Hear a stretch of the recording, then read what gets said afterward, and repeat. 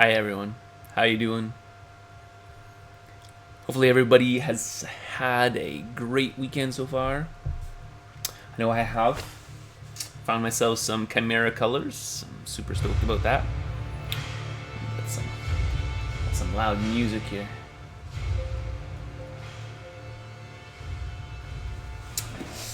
All right, so let's see here. I just want to make sure everybody's seeing me here.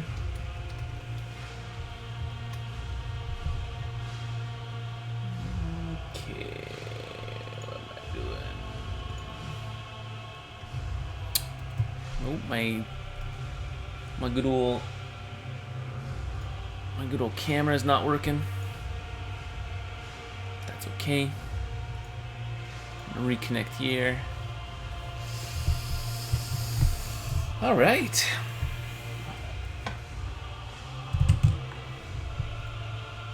Wow, things are just not working really well here. Properties, reconnected device. Let's see what we got here. There we go.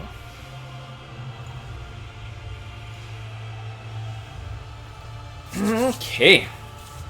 What do we have on the docet today? We have checking out these guys. So taking a look at the Chimera colors. Now, these are a line, if I'm not mistaken, from Italy.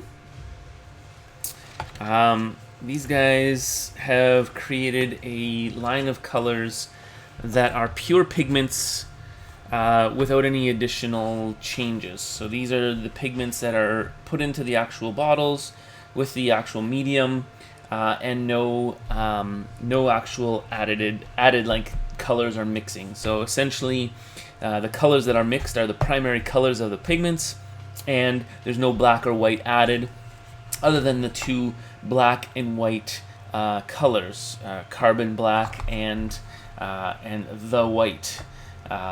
Those are again just pigments that are have the medium and only in it. I've been told that this is an extremely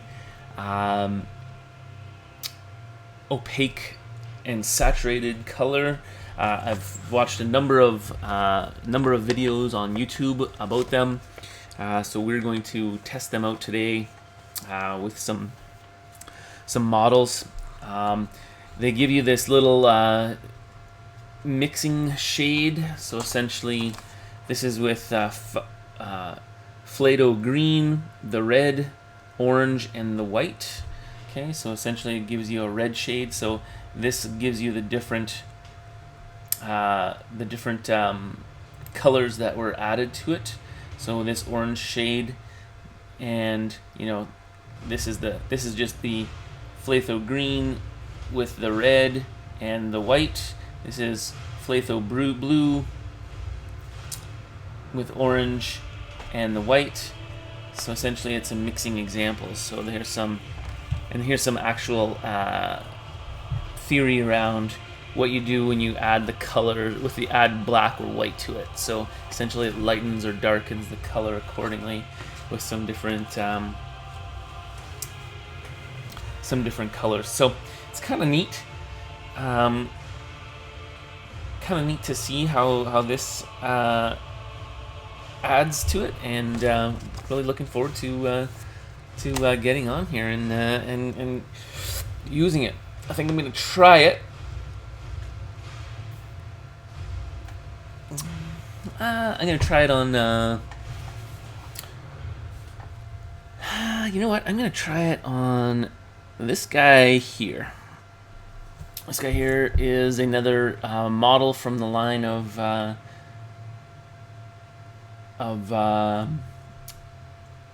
Mantic Games. So this is Weird Games. This is a Malifaux model, and I think what I'm going to do is I'm going to see what I can do about adding those colors to it. So let's see what we got here, and go from there. Okay. So, I want to see some different mixes, because skin tone 1, so these are turquoise mixes.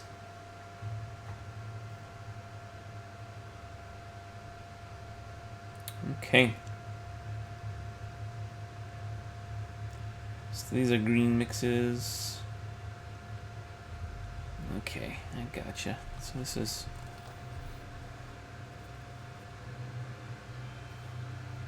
super cool, super neat. Have some learning to do. Pretty cool.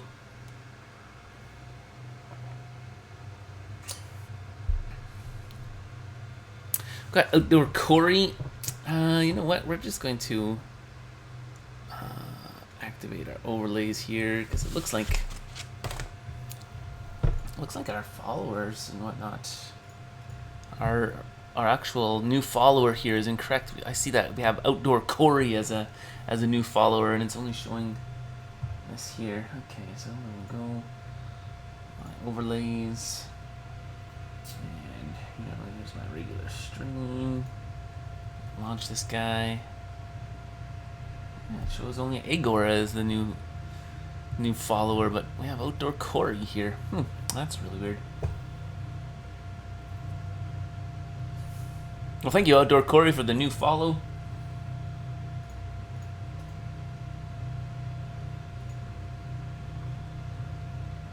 I'll have to take a look at that a little later. All right, so let's get into models and see where everybody is. So over the past 2 weeks, a couple of things have happened. 2 weeks ago I was not streaming because I was in a tournament. I did fairly well. Our team placed about 10th overall out of 16 players. I went 4-1, so 4 wins, 1 loss, and it was pretty neat. But I ended up. I'm just gonna turn this down a little bit here.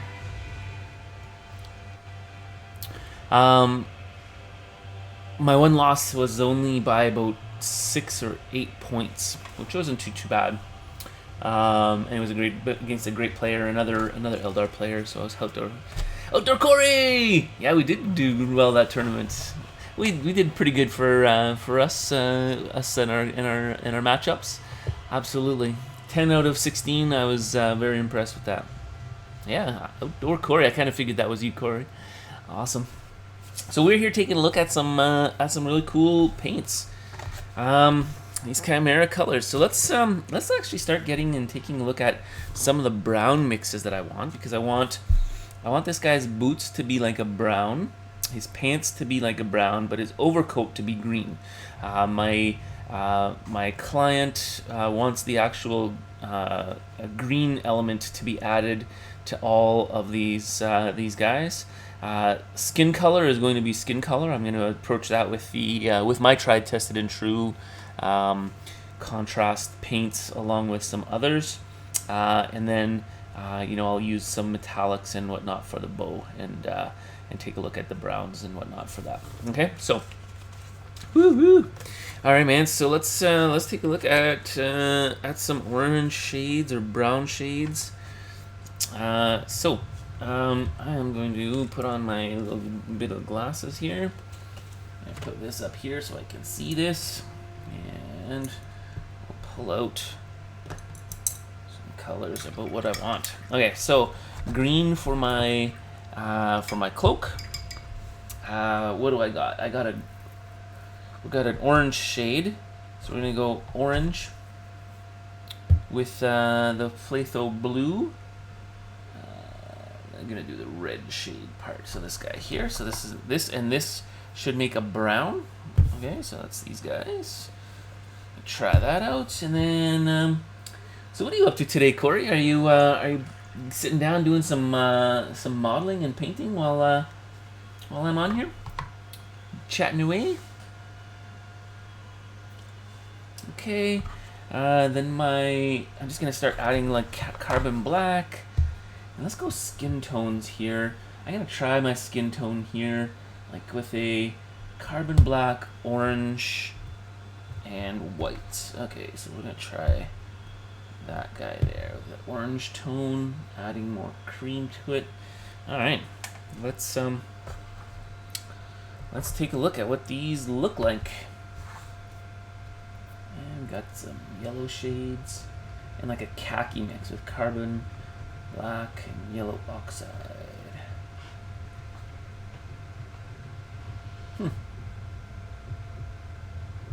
oxide and red oxide.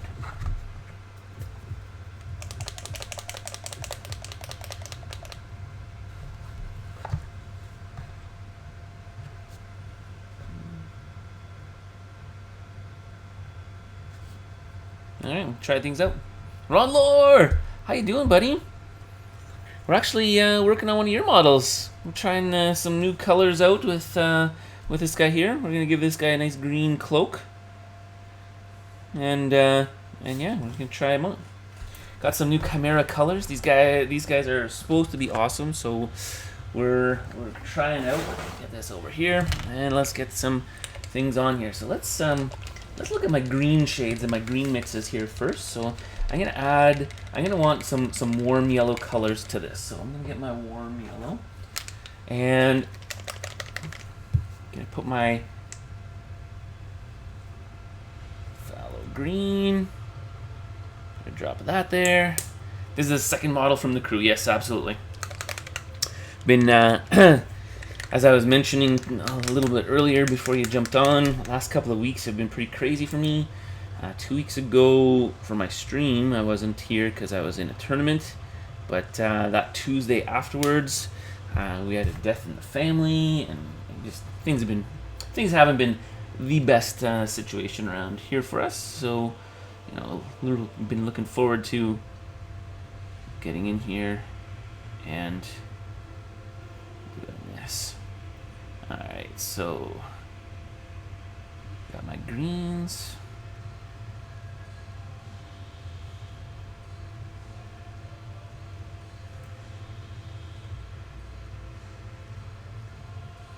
There we go. So that's kind of like a cool shade from like a dark to green. So I'm just going to pull from that. I'm actually going to start with my mid-tone here. Actually, I should be starting with the skin. I'll leave that on there. Yeah, it's what was really the worst thing about it, on Laura, is that it was Cindy's second sister that passed in 2 months. So it hadn't been the greatest of weeks, and it's been really hard on us. So, but hey, we're here. Yeah, double shit, exactly. All right, so I'm gonna use my tried trusted true method for skin tones on these guys. And I'm not worrying about, I didn't label this as a 1 hour painting challenge because I know I'm going to take a little longer. I just wanted to, you know, try out these new paints. Something that I'm not super comfortable with right now is using them for skin tones before I do some testing, but the colors and whatnot, I'm happy and very comfortable with. So essentially what I'm doing is I'm laying down this Gilliman flesh tone, right? And what it's going to do is it's going to give me that natural kind of shaded tone of flesh, and then I'm going to highlight afterwards with appropriate flesh tones. And I'm going to give this guy like a dead feel, almost like a really pale kind of Undertaker-ish. So that's the plan with this guy. And you know, it just seems fitting with the theme of the warband.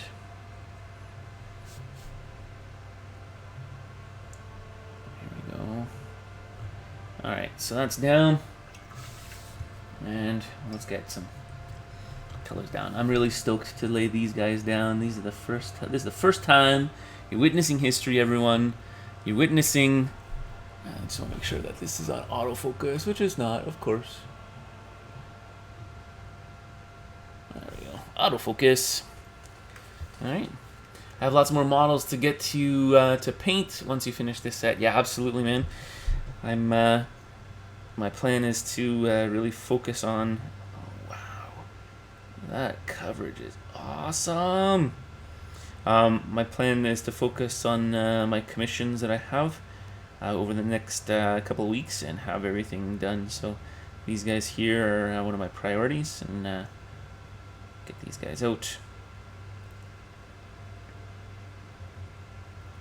Wow, that coverage is super vibrant. Look at that. I'm I'm stoked. I'm happy with that. That's a nice bright green. So what I'm gonna do is I'm gonna tone that down a little bit after I'm done getting the main color down. I'm gonna do like a almost like a shaded wash, or I'm just gonna take like the darker tone, or add a little bit of like the carbon black to it, and deepen it in its recesses a little bit. But yeah, this is pretty good. This is good, eh? I like that. And it's gonna be fitting. I'm not gonna deepen it too much. I'm just gonna do it in the recesses of the cloak. But wow, this coverage of this paint is spectacular. We have Mr. Daggett, if you're watching out there in the interwebs land. I don't know if you've started painting with your colors yet, but really, really happy so far. So a buddy of mine, Ron Lore knows him. He ended up actually placing an order for these guys, and ordered the second cut batch for me. And I grabbed them from him, and wow, I had been eyeing them for several months, but hadn't brought up myself to buy them. But yeah, the coverage is spectacular on this. I'm like doing a nice thin coat, but look at that color. Wow. You ran into me yesterday. Oh, look at that.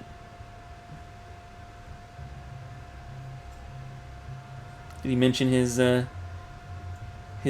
foray into miniature painting? He started bought a couple of kits. He bought the Army Painter starting kits, and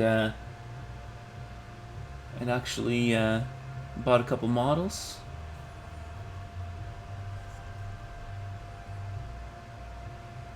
Did a skeleton up pretty decently. What are you working on today, Ron Lore? I didn't get a chance to chat. Gotcha.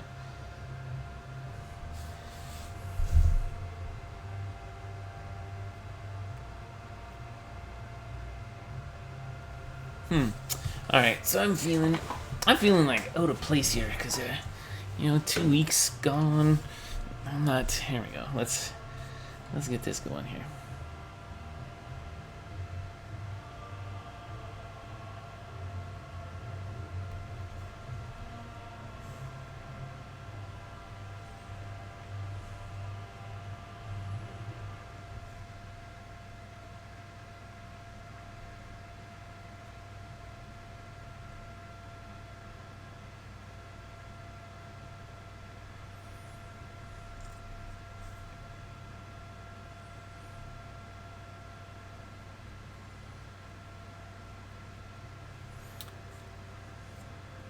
Not working on anything. Stuff I want to paint is at the shop. I don't know. Unpurchased yet so far, or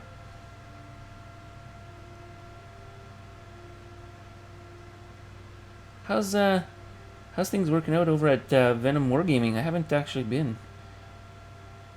Is it like do they have regular hours, or do they have like, I guess regular is the term I'm using. Yeah, like weekly hours that they follow. I'm pretty sure they're not open on a daily basis, but I might be wrong. How are things going there? It's been owned for a while. I just paint there on game night sometimes. Okay. You just leave it at. I guess that's at Venom. Then that's where you.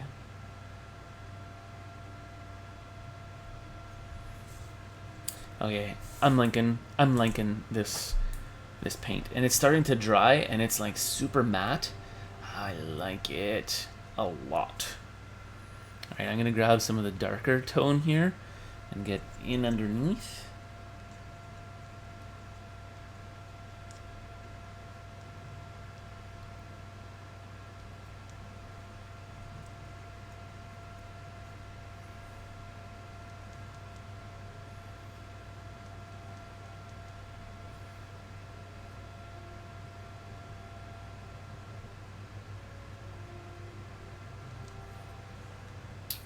It's good. Usually only open during game nights. Okay, cool. Yeah, that's super vibrant. Look at that. That's spectacular. Oh, I can't get over this. Alright. Next up, I'm going to do some pale flesh here. So what I'm going to do is I'm going to take... I'm going back to the flesh tones here. I'm going to take some of this pale flesh. And a little bit of the Gulliman flesh here. So I can just kind of make a mix.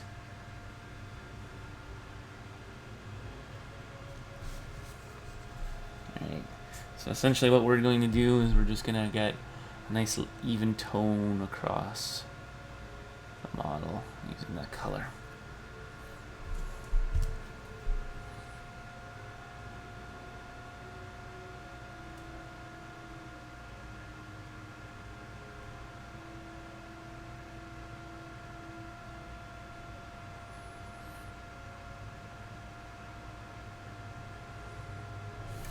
You know what?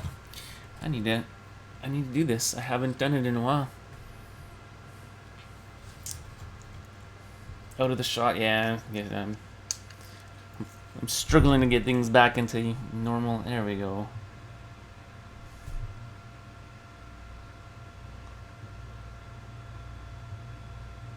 So what I'm doing here is I'm just kind of lying down like a base. So staying out of the recesses of the skin, just because I'm leaving that Gilliman flesh kind of dry in there, right? But with this, just kind of getting a nice kind of flat tone of skin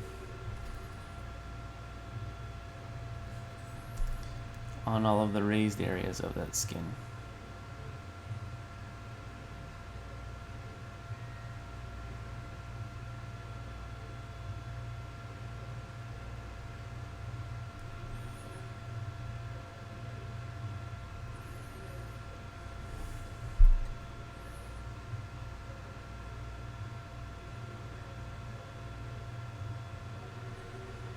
So what have you been up to the past couple of weeks, Ronlar?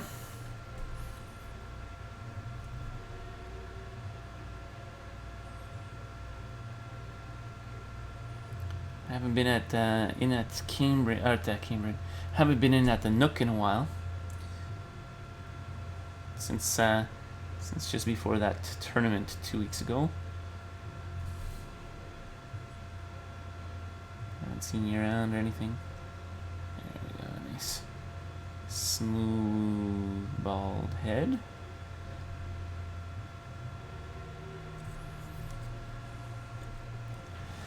I don't know.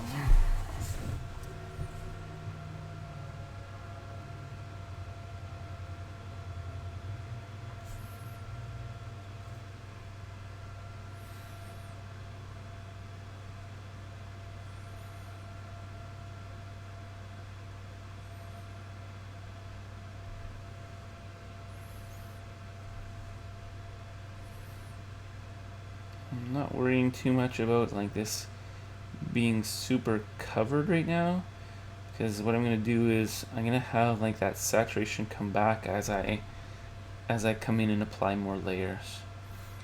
I'm going to need to apply more than one layer on most of this, so I'm not worrying too much. So you can see it's got like a flat color on his skin. Busy hanging with friends mostly, not spending a ton of time at home. Right on. It's always fun getting out with friends.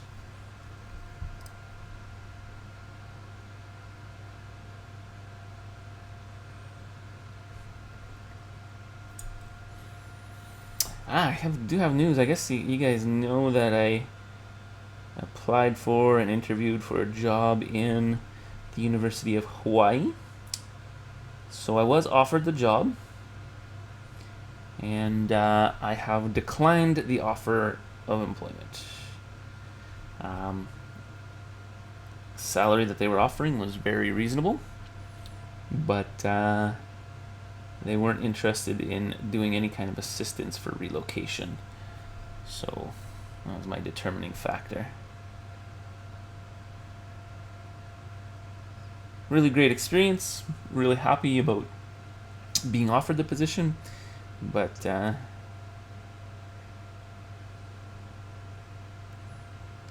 just felt that I couldn't uproot and move my family with any sort of assistance to relocate down there, which was odd in my eyes. Didn't know why they would have offered me that role if they weren't willing to help someone relocate such a distance, but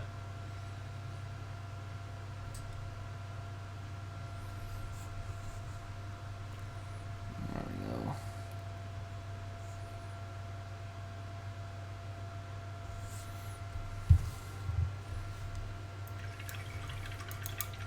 Yeah, I was excited. Yeah, I definitely was excited. It would have been a great opportunity to move down there, but thanks, dude. Got a haircut this week. Yeah, instead of a nice, instead of my nice slick back look. Okay. So with that, I'm gonna come in and I'm gonna get some brown colors. All right. So it says here in my mix, you should use for my brown shades or khaki shades. I'm gonna do. What am I doing here? I want my red oxide. Okay, got that. Red oxide, yellow oxide. Warm yellow is a yellow oxide. Okay. And carbon black. Alright, so let's try this out. So, red oxide, bloop. So what's nice is the actual pigments in these bottles are told to be red oxide, yellow oxide, carbon black, and white. So we're gonna get this over here for tones.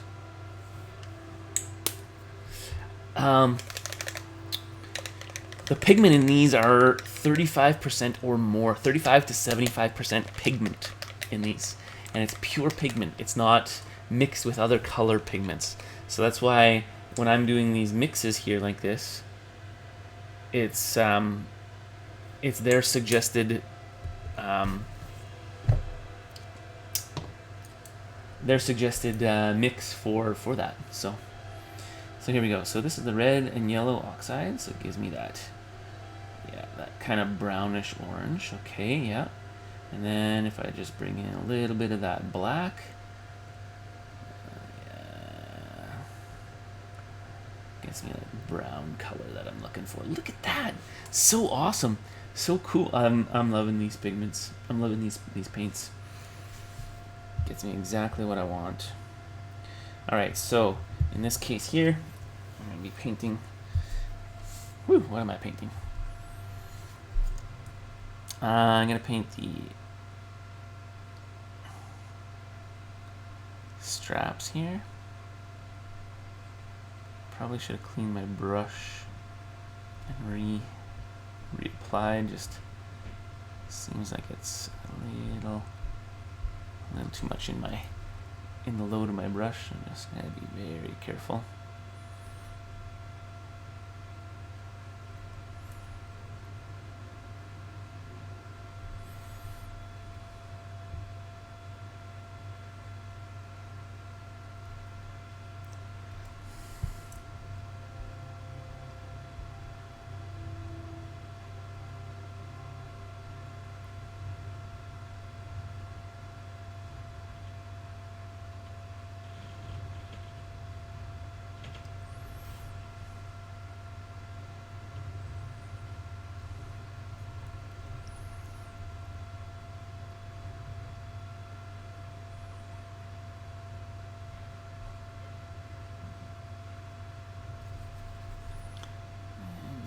go.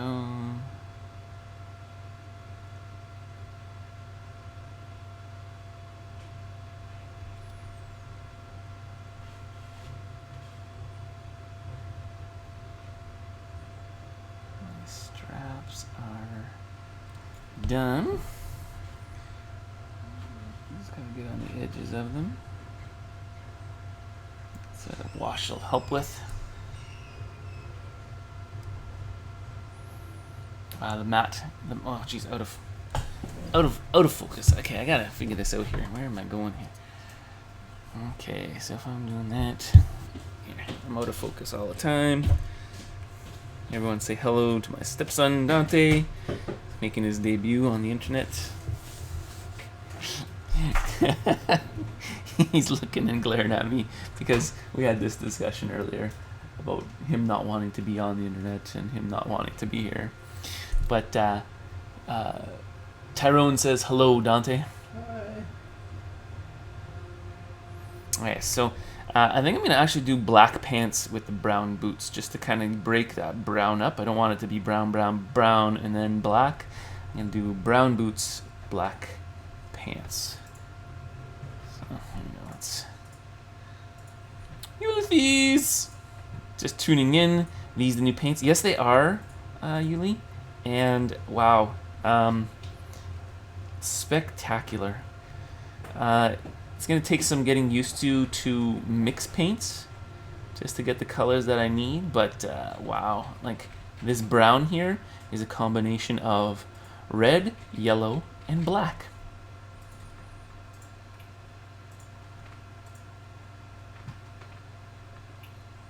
Yeah, I know, right? So it's like this awesome brown tone, and you can see how like well it covered. It's just really, really nice. Black is good. Would match the Riva you did for me. Yeah. So I'm gonna do the black on the pants for sure. And Jim says hello as well. Hi. Dante says hi. Yeah, these paints are great. The coverage on them is spectacular. I'm really, really, really enjoying them.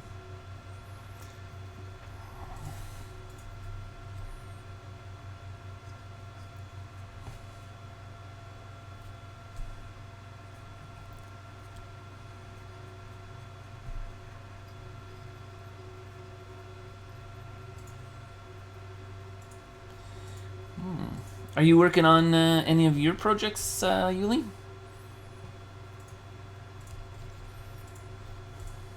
Did you find that glue that you were looking for?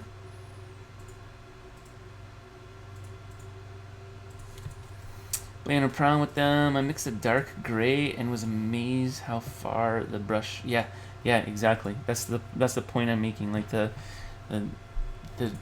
actual coverage on it.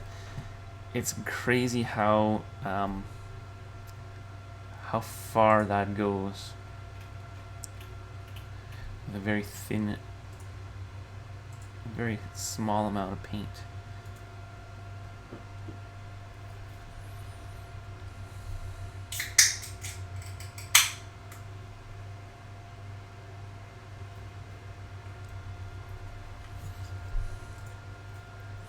Alright. So with that, I'm actually going to do a little bit of a mix. I'm going to do a gray tone for the pants first. So I'll get this carbon black up in over here with a little bit of white.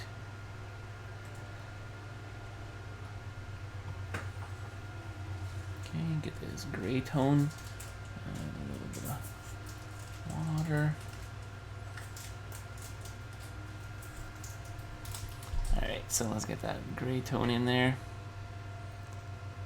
And again, I'm just gonna darken that and deepen it with like a nice black wash.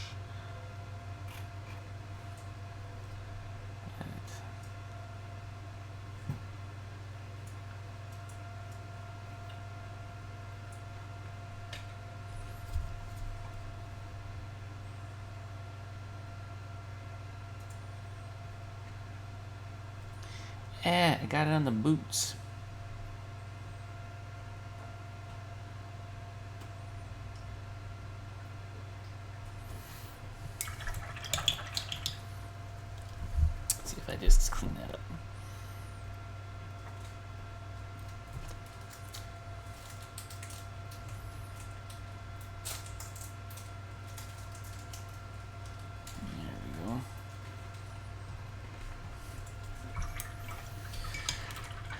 So we can see like the color is so vibrant, so opaque. Alright, so I'm just going to come back in and do my next layer of my skin tone, which is going to be a little bit lighter.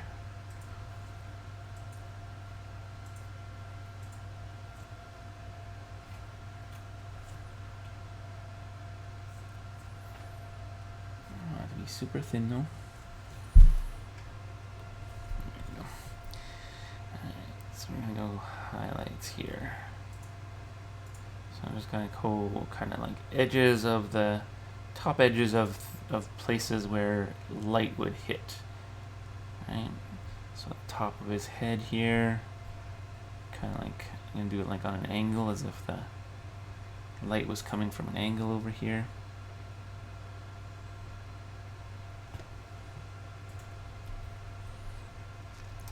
Then I'm going to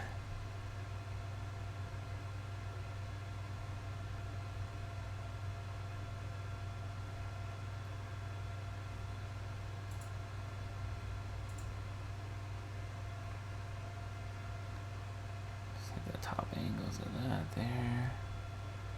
Ears.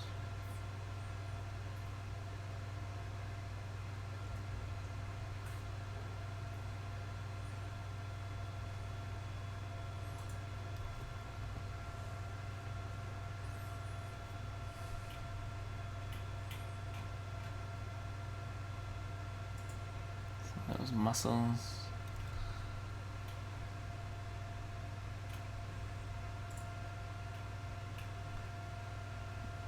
See where the streaks are, like the rippling muscles. Actually, you know what? That might actually be a shirt. Yep, I think that's a shirt. So, I get that a different color here. What color shirt would you like here, Ronlor? You get to choose.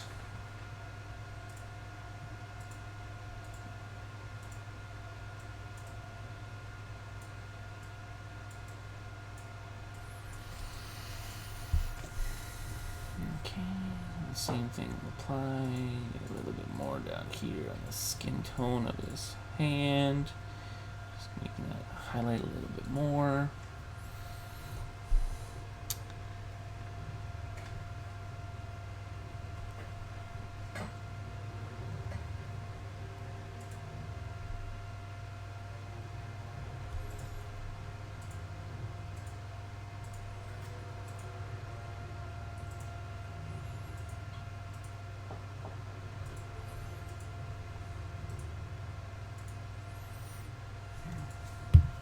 Match the pants. Okay, so nice gray. Let's go back in and do that right now. Because this is definitely a t-shirt.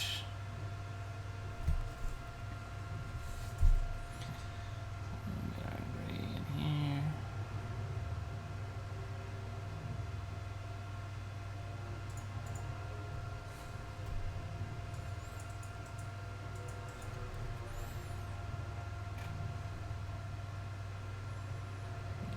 I'm really not enjoying this brush I'm using. I think I'm gonna have to start using it for other things.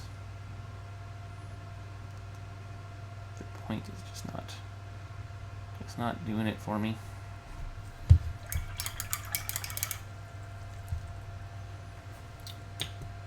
Let's go over to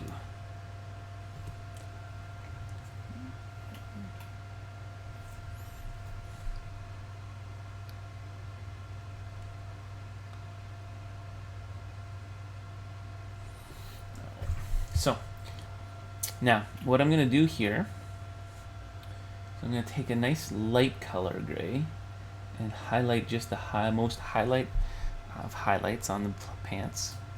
So just like those. Please bear with me as I find a brush that will work for me.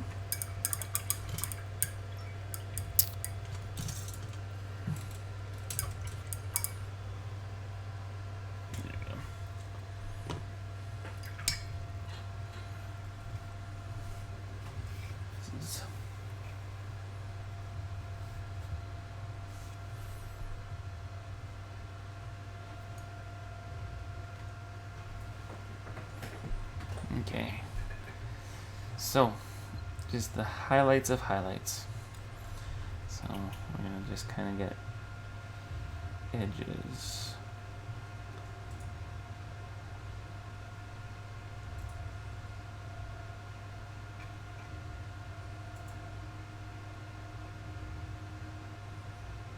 And the reason I'm doing it so light is that when I do the wash, I want these areas to be like a highlight, but I want it to be noticeable that it's like a dark highlight. It's a dark material, right? So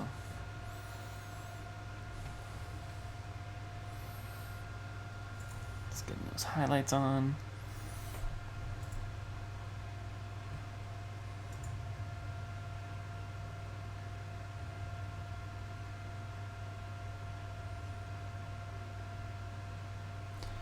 Nice and thin.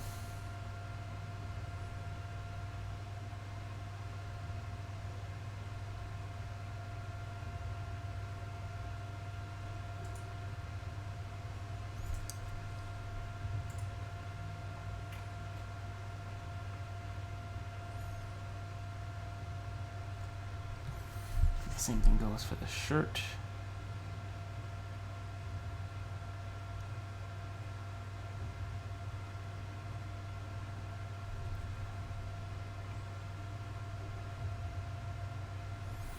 Okay, got those highlights in there.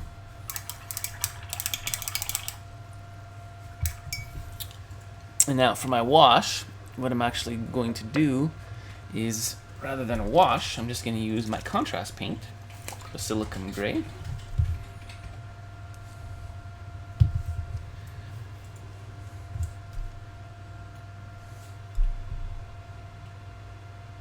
that down in there. So my contrast paint here now is going to like seep itself down into all of the recesses of the color. That mid-tone gray is going to be still fairly mid-tone, but this kind of drops itself down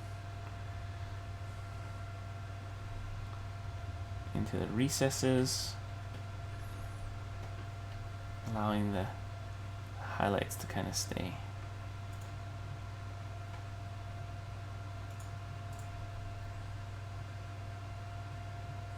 It is, however, the first time I've used it on these Chimera colors, obviously, but I'm guessing that the same principle will apply. So you can see that color will, and I'll wait till it dries and it'll be a little bit more matte. I'll do the same thing here. A little bit of a technique.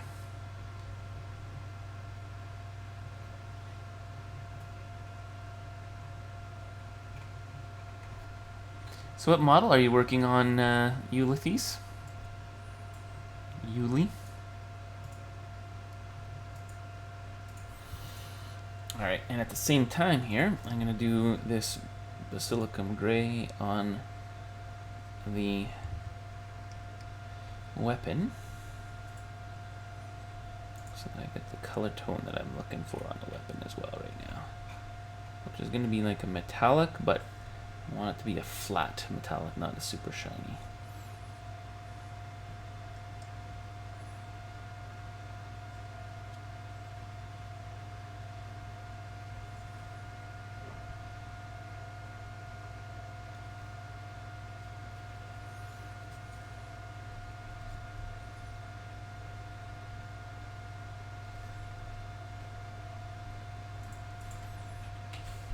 Something else that I'm going to do, the smaller brush, I'm going to take this, I'm going to thin it down a little bit.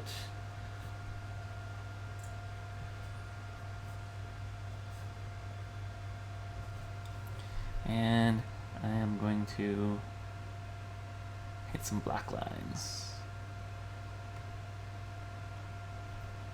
Black lines being the thing that's separates the two colors from others, right? So in this case here, I'm gonna do a black line on between the green and the brown here, so these straps really kind of are defined, and it reduces makes it so that I'm not don't really need to paint the edges of these guys here. Which I should have done the back here though.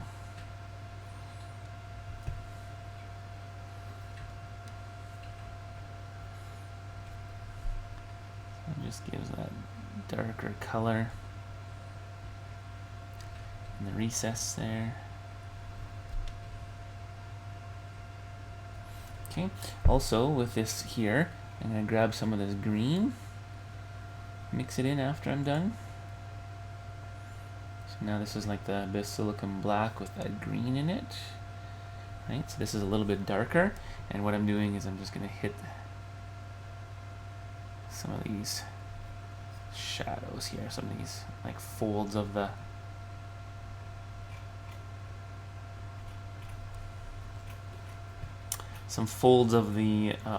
clothing here. And if I get too much on anywhere else, just kind of wipe it off. Essentially what I'm doing is I'm just kind of putting this in the darker areas of where this should be dark.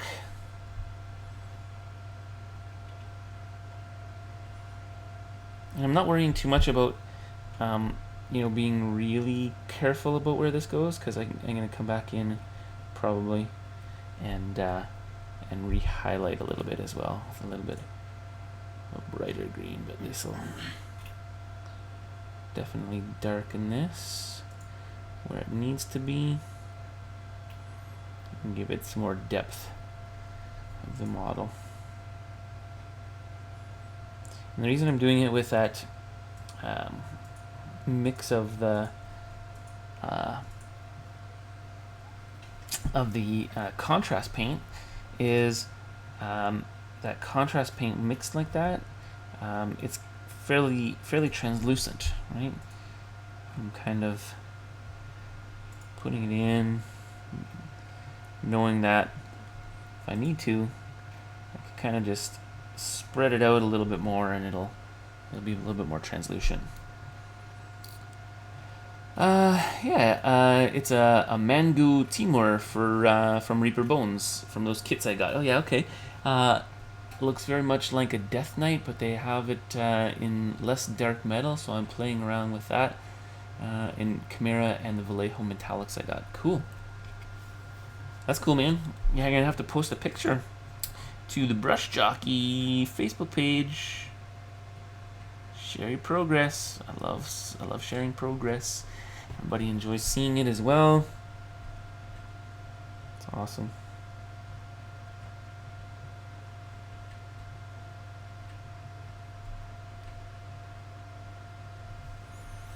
Okay, so there we go.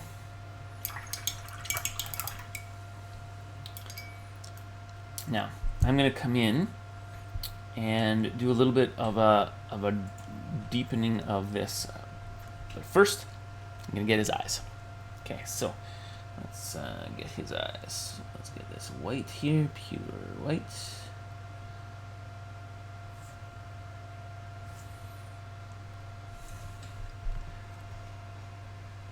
It doesn't even have eyes. Oh my gosh.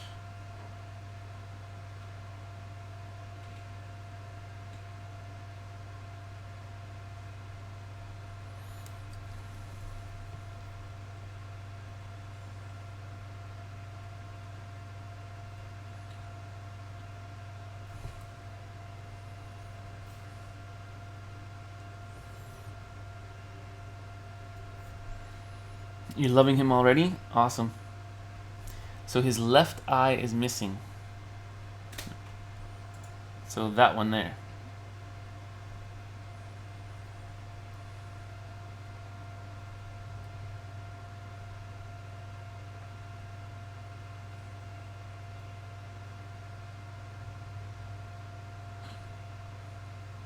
Okay. So that one, I'm gonna make it glowing green, as if it was like a pit, because it's definitely got a socket there. Because I just painted his eye, the socket itself, like with a.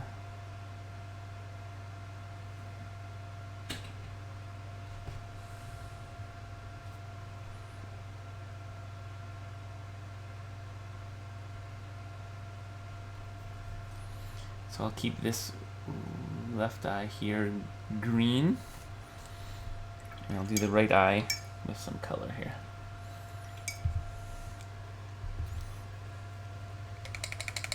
Alright, so let's a little bit of blue on here somewhere.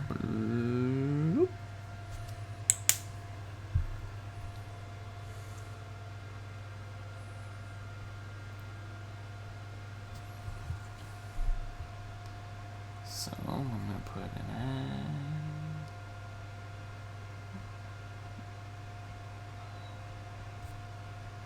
right there, so you can kind of see his eye. Use some tones here.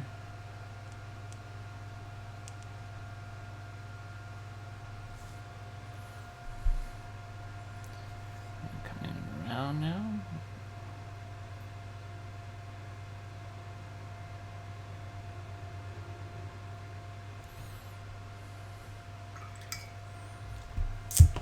Alright, I gotta find a different brush here. Please bear with me.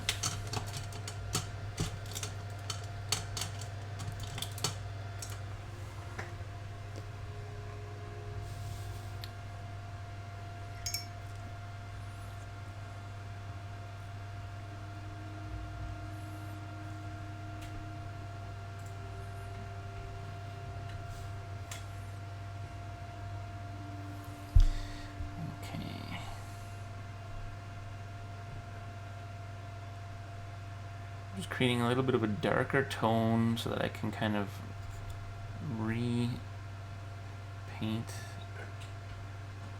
around that eye. Let's get here.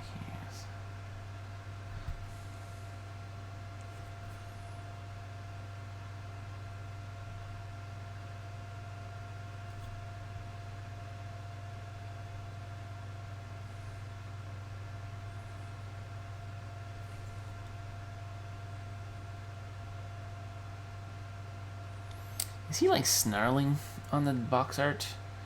Like his teeth showing?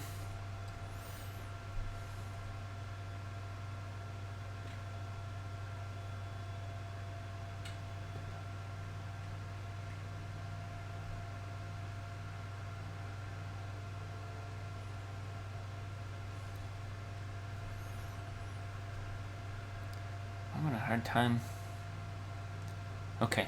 That makes sense, because I'm like, how the hell is his mouth? Like, is this him, like...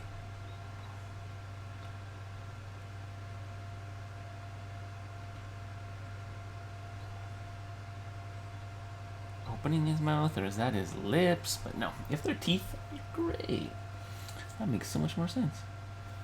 Take a little bit of this yellow. Maybe this is white. Kind of like a yellow teeth.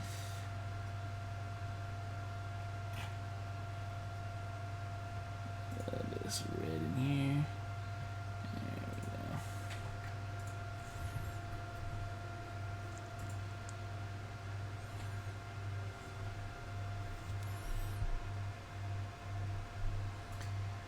I'm gonna paint those teeth now.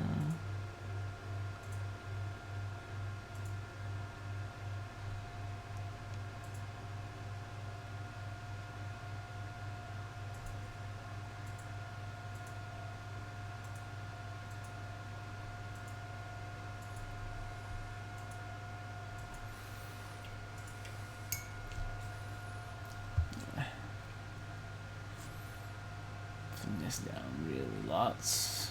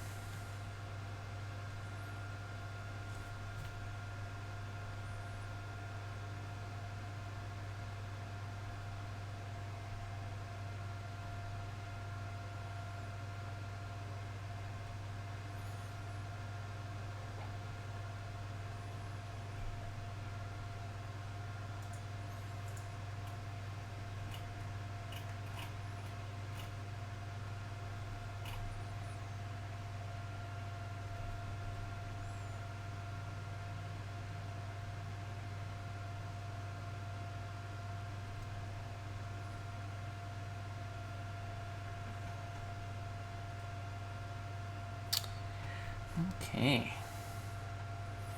Coming along nicely. Actually, his face is coming along nice as well. Really good. I'm really enjoying it. It's coming.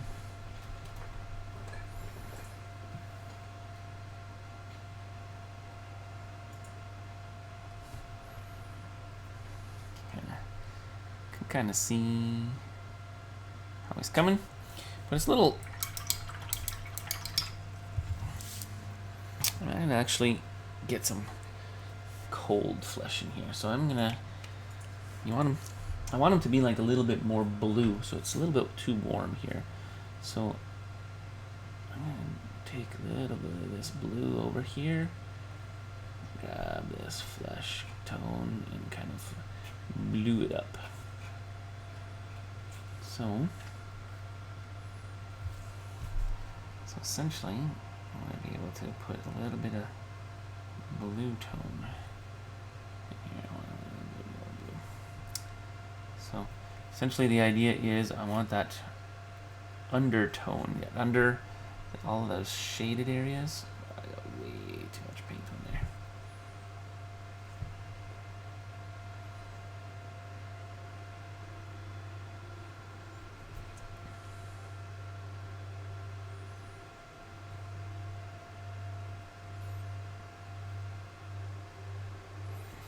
So it looks just like a grayish kind of tone. But kind of cool because kind of coolish as in like the tone.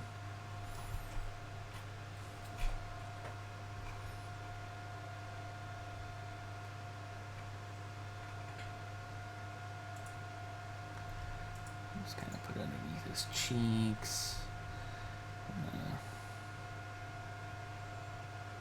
And behind his ears.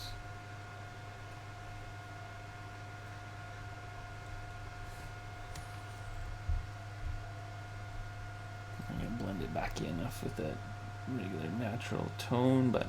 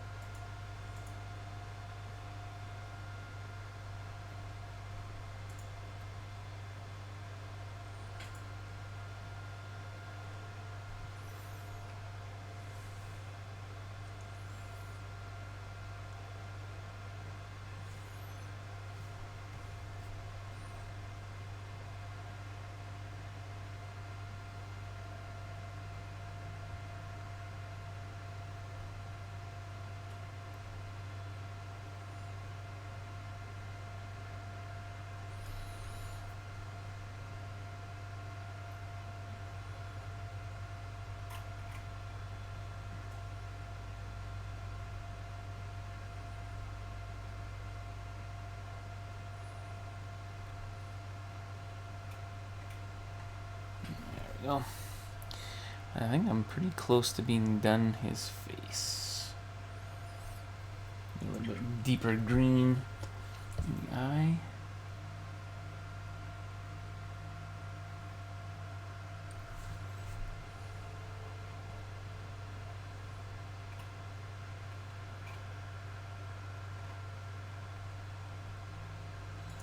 That's green as if it's green. Coming out. There we go. Okay. I'm going to do a little bit of a brown wash now. What I'm going to do is I'm looking for my snake bite leather.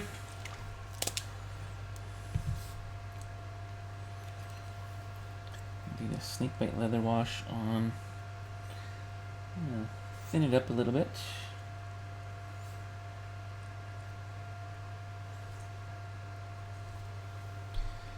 The snakebite leather wash on the belt, just to give a little bit of depth, and his boots.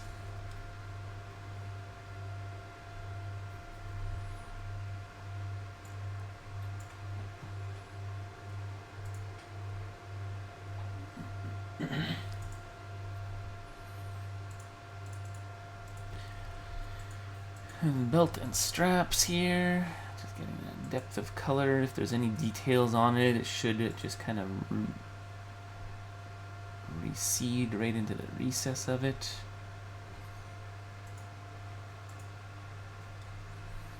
Same thing goes with the boots here.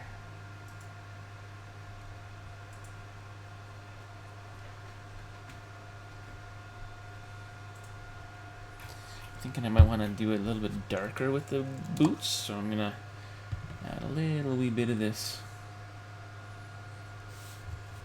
silicone gray. It just looks too orange.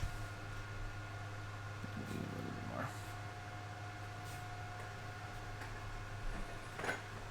So here it just darkens those boots. And gets all those raised details of it really well.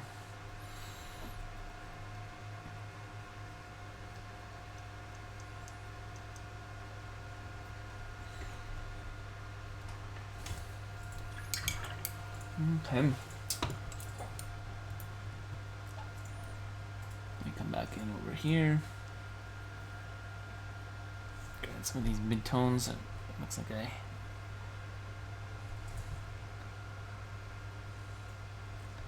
accidentally covered this guy up here, so I'm gonna bring this guy out with some highlights.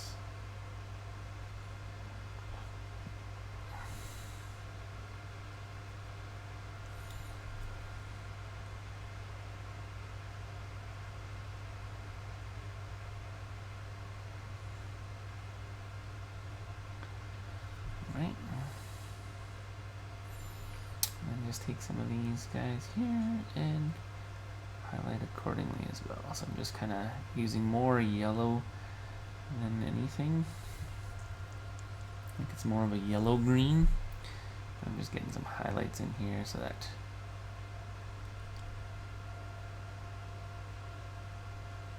you can see that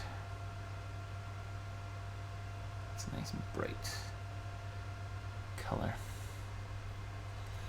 Don't want it to be overly yellow, but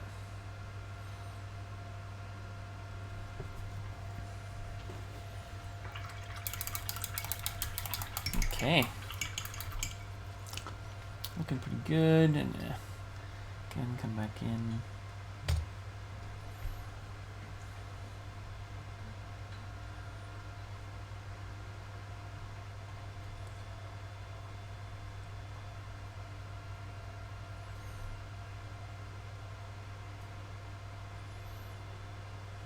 There we go.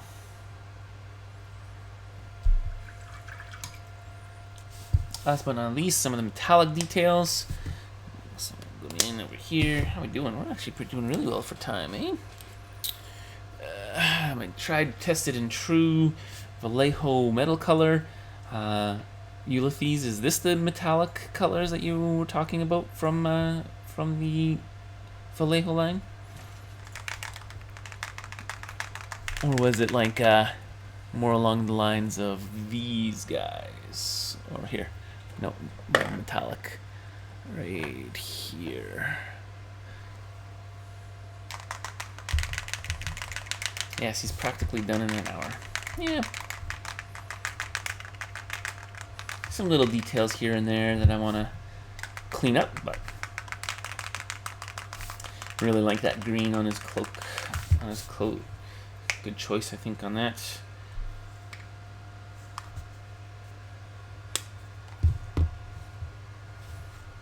Okay, so let's get here. All right. So we have belt buckles. I'm gonna be very careful here.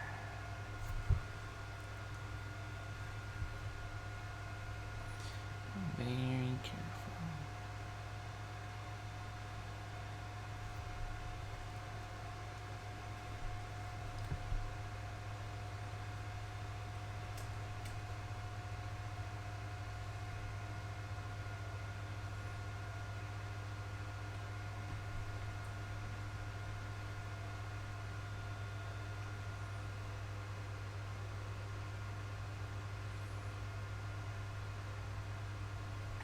Well, that didn't work.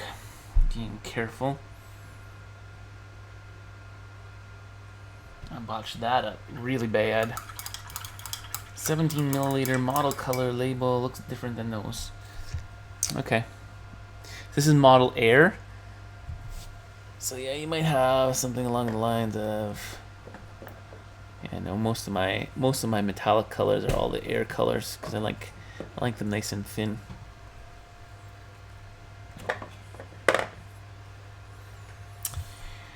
I botched up that bulk buckle, so I'm gonna have to come back in and clean it up. So let's see what I got here. This is all still okay. So let's clean the piece there.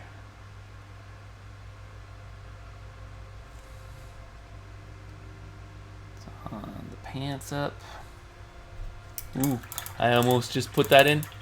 Yeah, whoops. That happens. Let's clean it up. There, it's green.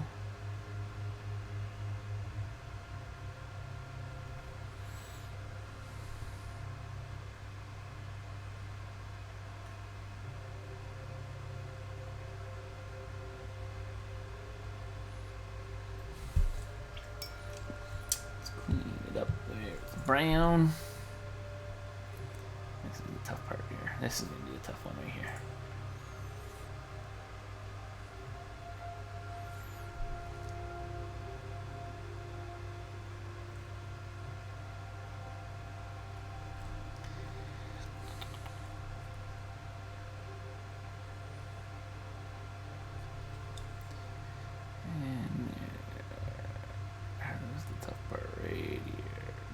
Sure that I actually leave some silver.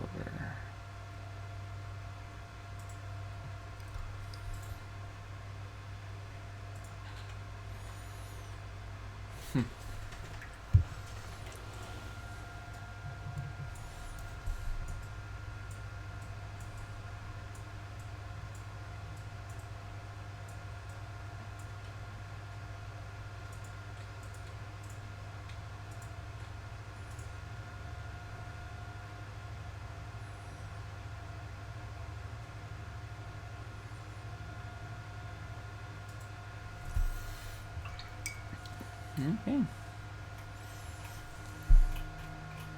I think we got her. Again, though, I think I want to do that black line. Call it a black line. Who's going to do it with the darker brown here? Just to get on either side of that belt.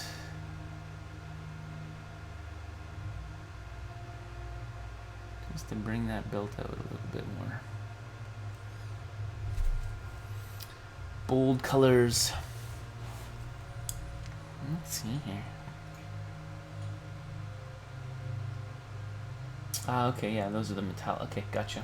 Yeah, those are a decent set.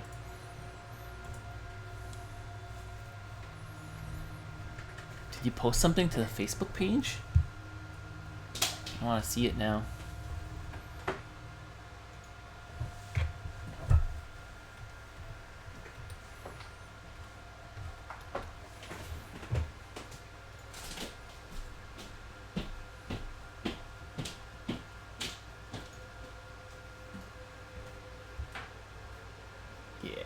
That looks great. That looks like a great start, man. You really got to get some either contrast colors or washes. Help out in getting the depth of those guys. But yeah, that looks pretty cool. Very good, buddy.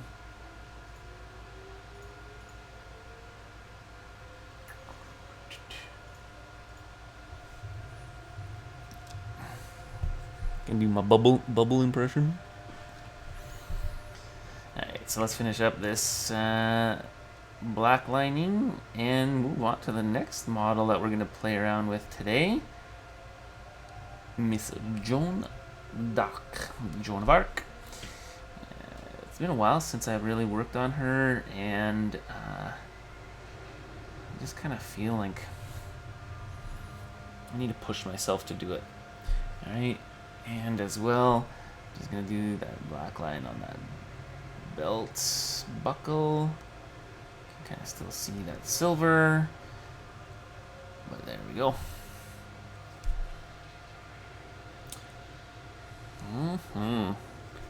I think that looks pretty dang good.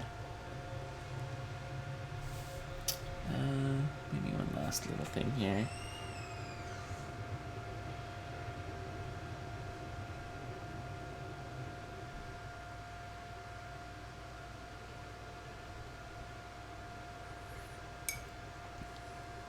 There. Yep, cool.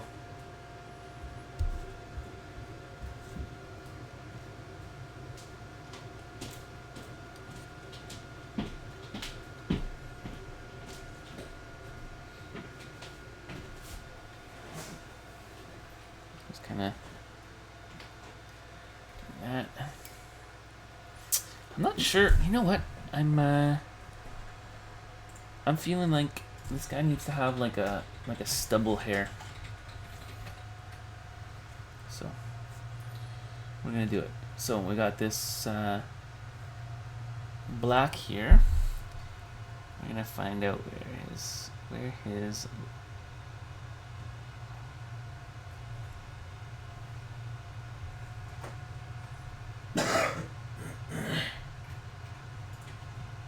hairline was.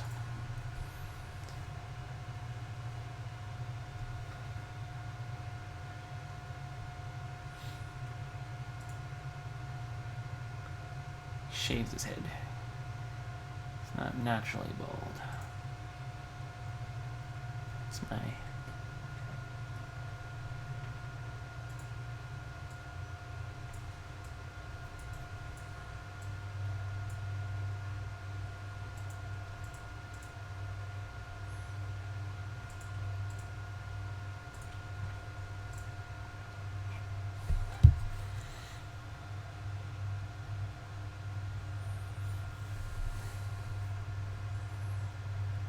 kind of see his hairline now. I'm just gonna kind of stipple here.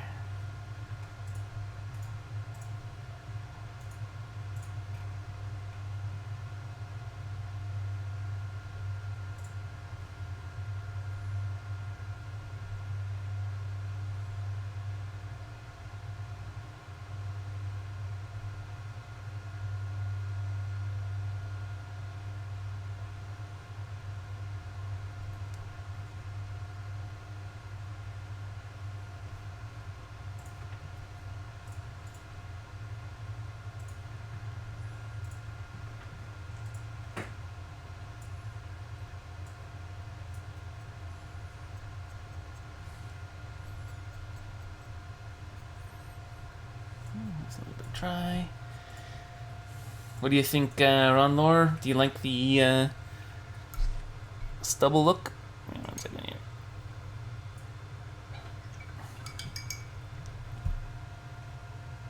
I kind of much prefer stubble look over super bald, just because.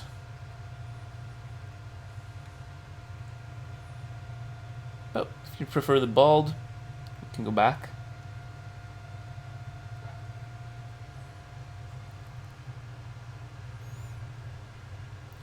Alright. Put him aside now. I'm going to do a couple other little touch-ups. Going to clean up the base, obviously. Bring that right back to black and put the basing on. But I think he looks pretty cool. Matches the young shield maiden. Get the green in there. Pretty cool. Awesome, awesome, awesome. Okay, so let's see what we got here. So let's see if I can actually do this. There we go. So we've got Miss Joan of Arc. And yeah, thank you, Ron Lord. Leaf Lover! Alright, so Joan of Arc here has been on my table for the past little while. And I've enjoyed what I've done with her. Like, her eyes are spectacular, but I'm finding that she's just too pink. Her skin is too pink. So what I'm going to try and do here today,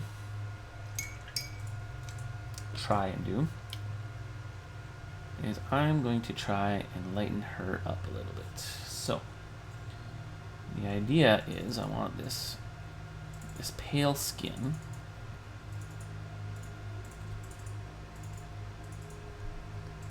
and I want to, I gotta get my glasses on because otherwise I'm not seeing. And I want to highlight all of the areas that I know are much lighter.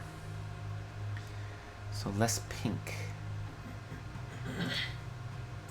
So I know that I need to do this very, very, very carefully.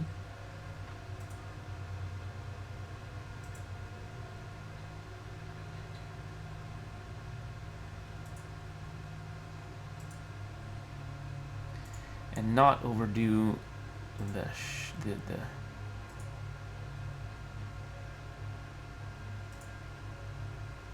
layering of it.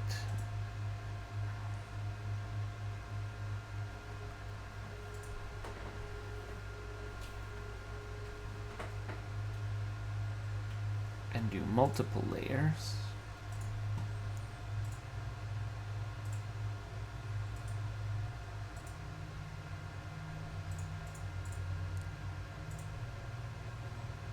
I just want to give her more of a creamy complexion as opposed to a pinkish one.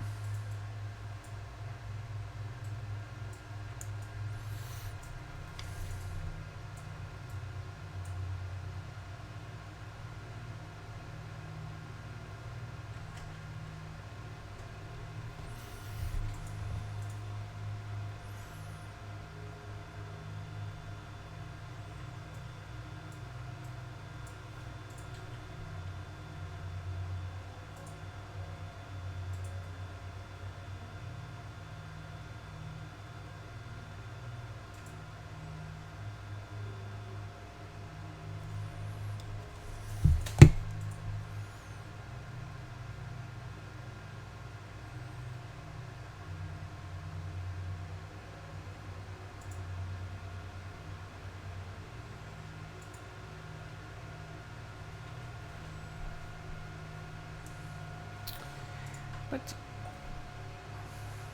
so what are you up to today, leaf loader?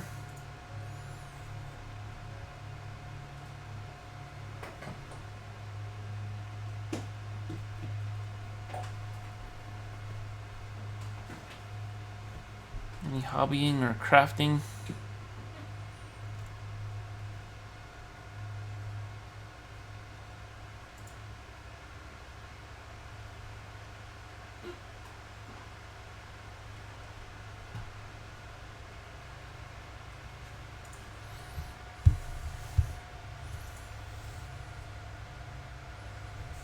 So that kind of makes it a little bit more pale.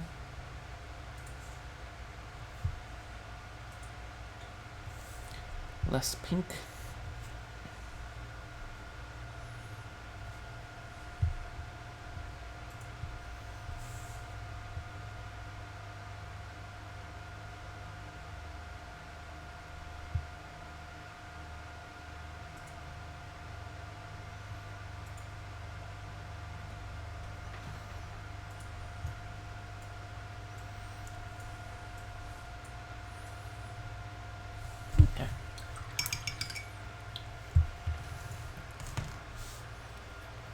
Going to Sherry's for supper later. No hobby today.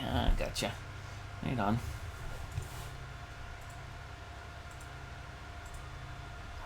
Okay, so I am going to start taking a look at doing her sword here.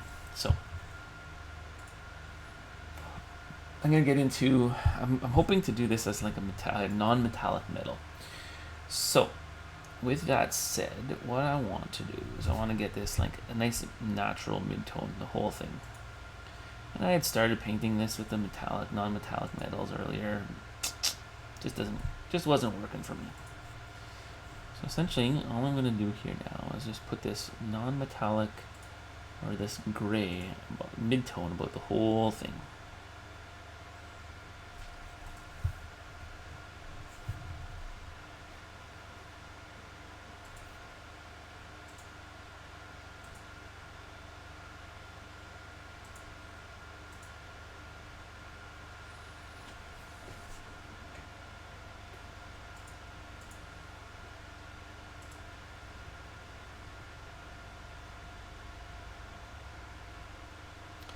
And this brush that I have is absolutely horrible. It's splitting and not doing very well. So I'm gonna have to change it up. Just give me one quick second here after this is done.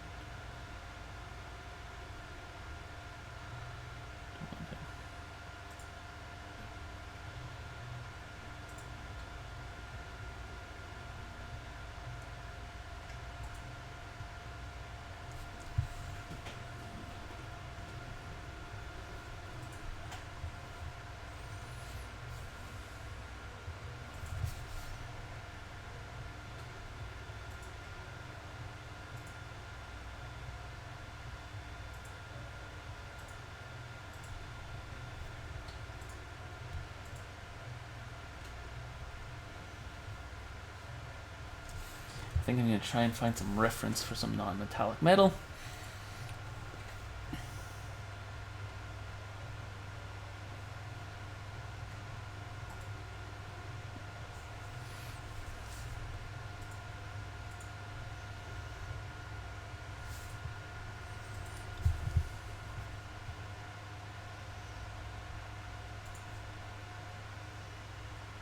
Okay. Got a nice base coat on it. Now, let's go ahead and take a look at some non-metallic metals. So let's open up my monitor. Here we here. All right. So,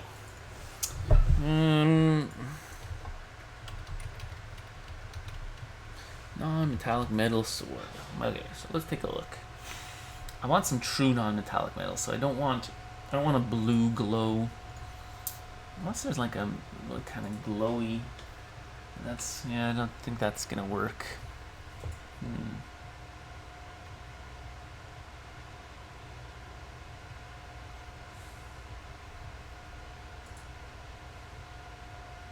it actually looks pretty cool.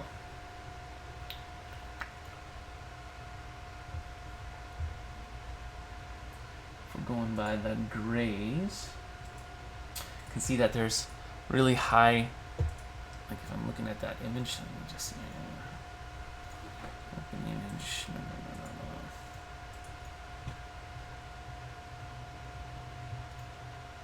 Alright, so if I'm looking here where my cursor is, see how there's like grays, that gradients to white? The edges of the sword are white. Okay, so with the top of the sword being the light hitting it like this, it's all white on that side and darker on the bottom side.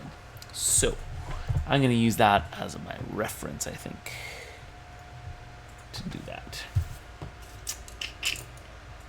Wish me luck. So let's start on this side. I know that I want my whites to be right on the top side, so I'm just going to go right pure white here for this first one. And I'm just going to kind of block in where I want those whites. Right? So our sword is fairly parallel to the ground, so I'm guessing that that white will be right on the edge of the sword.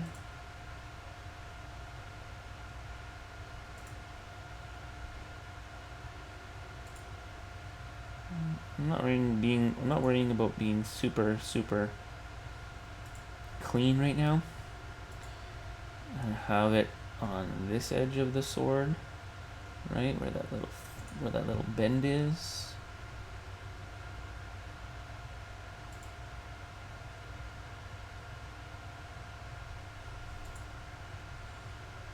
try and...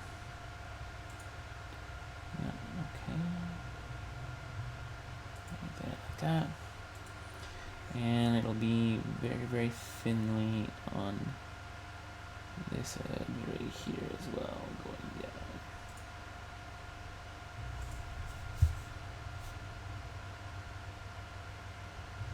And where the writing is on the sword, you can see there's writing on that sword. I'm gonna figure that out as I go. So,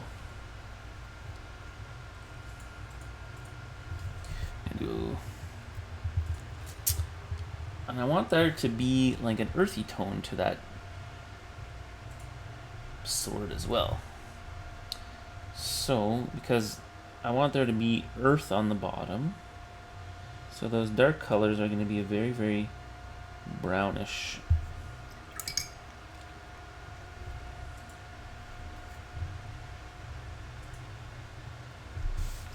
Wow, anime game. Huh?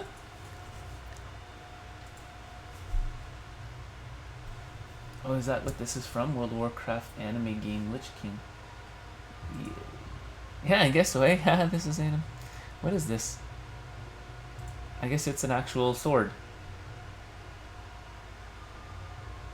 They call it an anime game. Oh, the Lich King sword.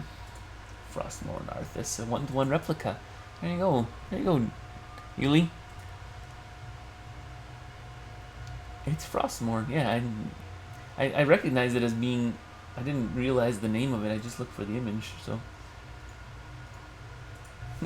Cool. Okay, so with that now, I'm going to put some darker colors down. So I'm going to put my black. Okay, I'm going to do this. I'm going to do my black, and I'm going to do a white, and I'm going to do my gradient in between.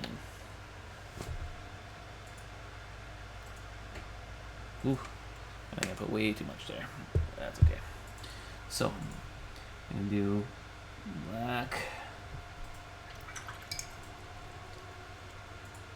and white. Alright, so this is my mid-tone. Right.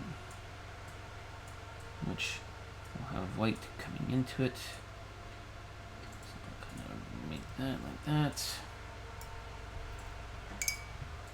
And I also have my black from here.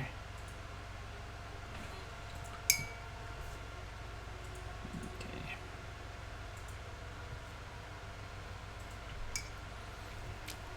So you can see in my palette here, I have the white all the way down to black, and we're just going to essentially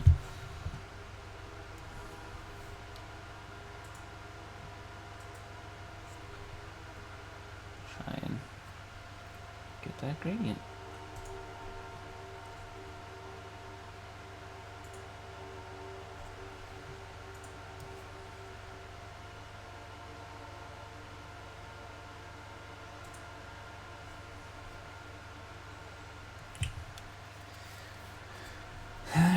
Let's get my darker, my +1 glasses.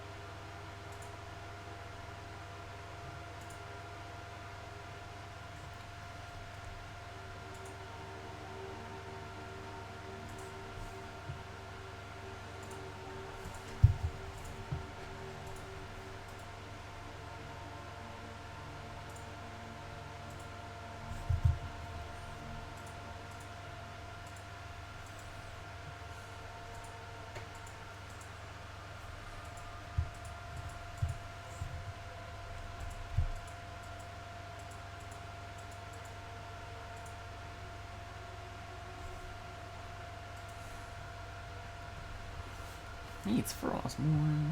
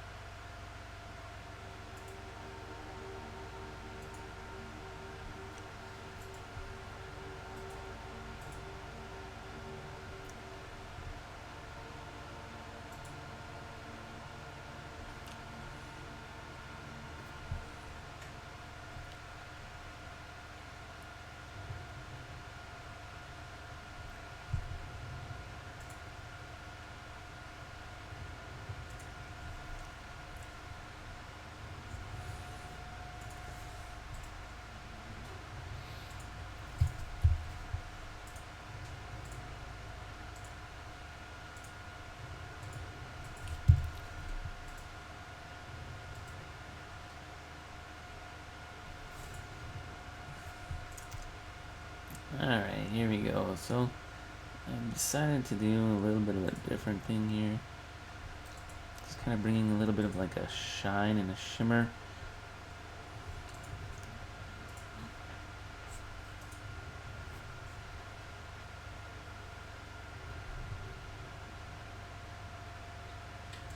Just to that center piece, which will kind of bring a shimmer down like along the edge.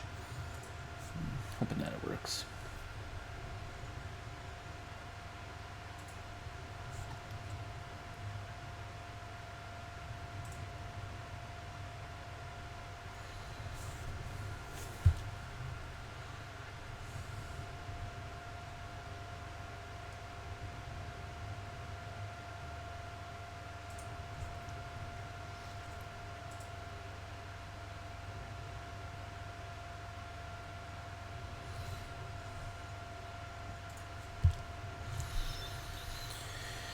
Okay.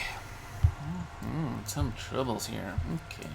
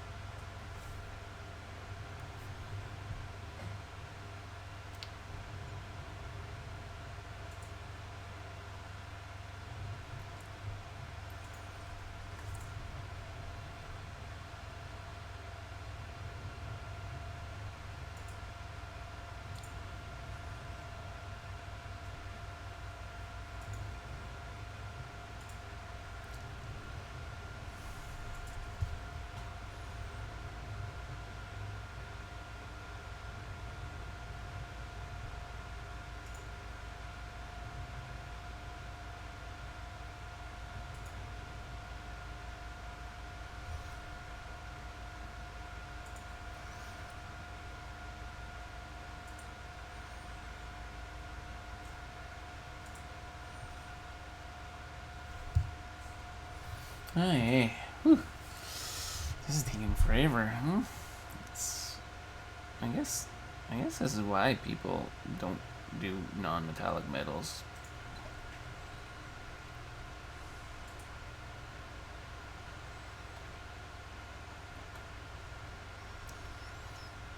It takes forever.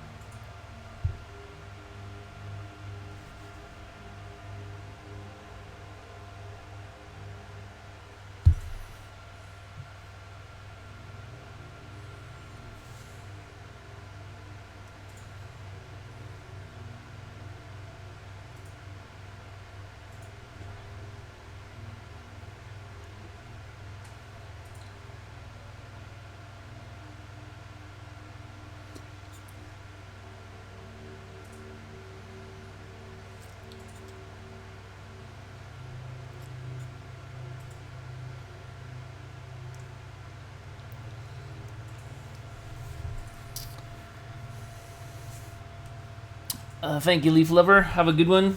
Enjoy dinner. Say hello for me.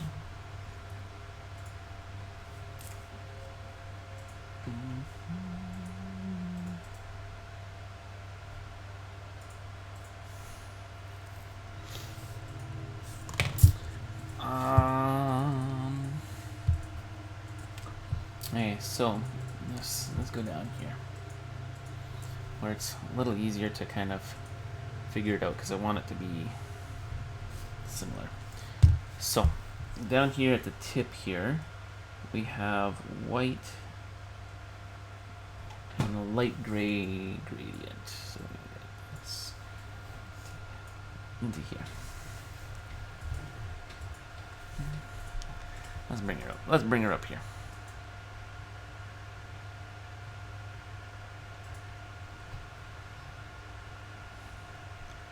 White gray. Here. So with that, I'm just gonna blend this.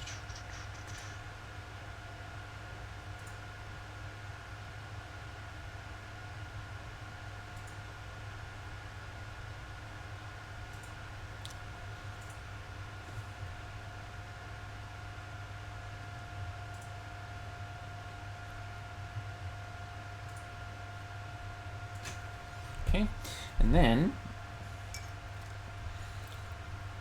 I've got almost like a dark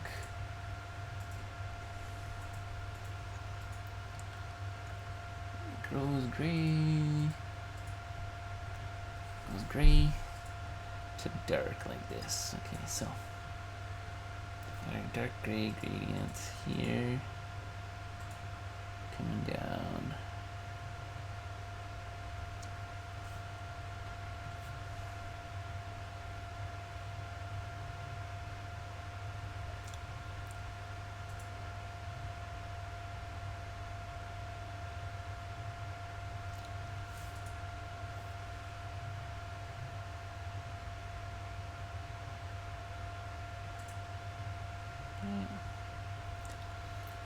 Then we have a dark gradient on this side. So I'm just gonna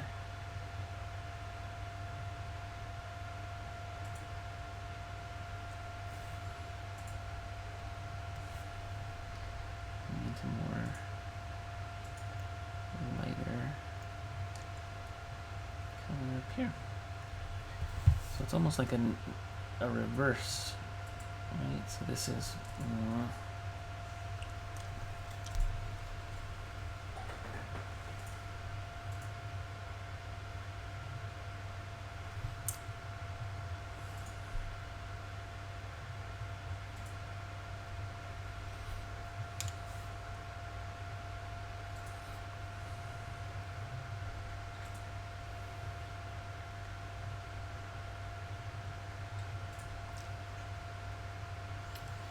there's a spot where it just kind of is the same.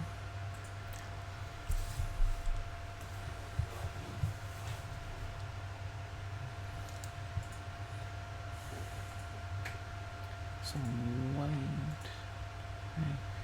Yeah, it's really weird how non-metallic metals work, huh?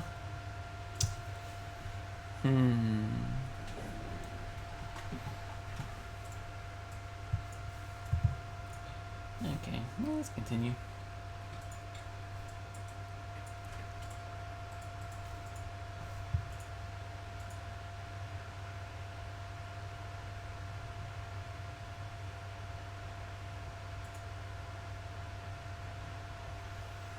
So there's my white. White.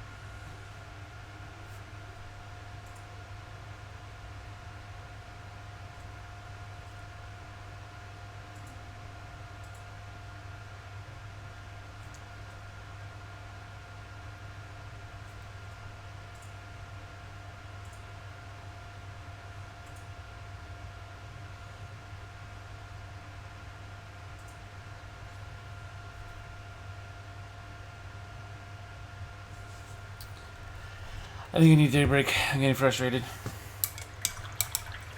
Alright, so I am going to take a 5-minute break, and I will be back. I'm going to get a little snick snack.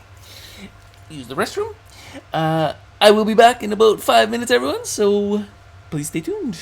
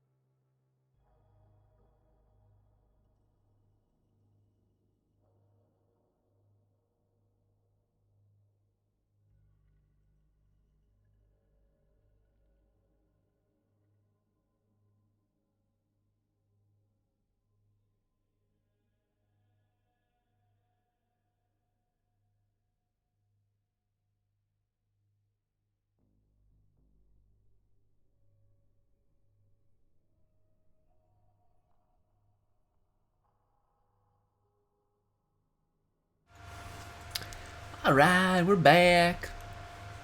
And got my liquid gold.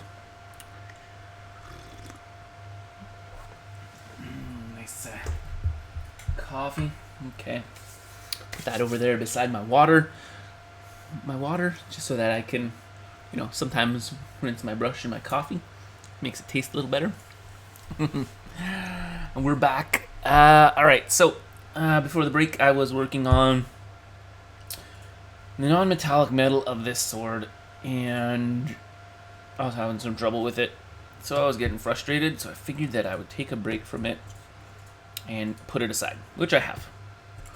I'm gonna actually come back to working on more weird models. Weird, because they're, from the company Weird.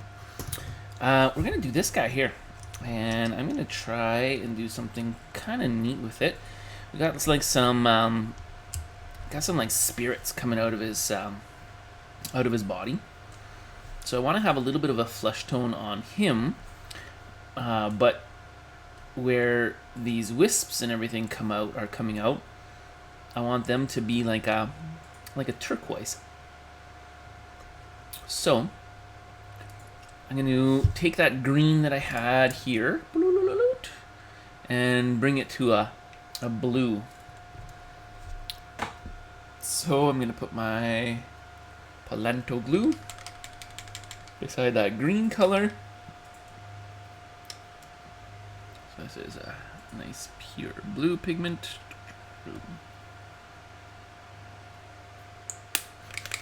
That's weird. There we go.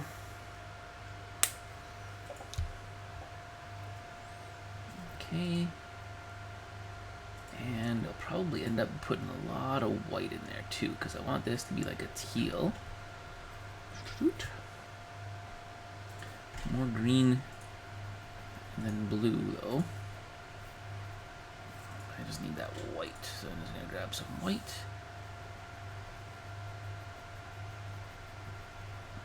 There we go, I think that's it. More white. Some water. And there we go. That's the green that I'm looking for.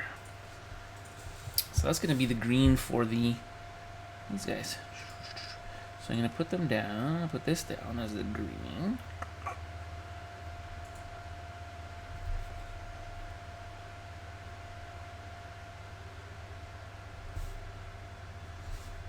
But this is going to go, I'm going to put this down as a base coat.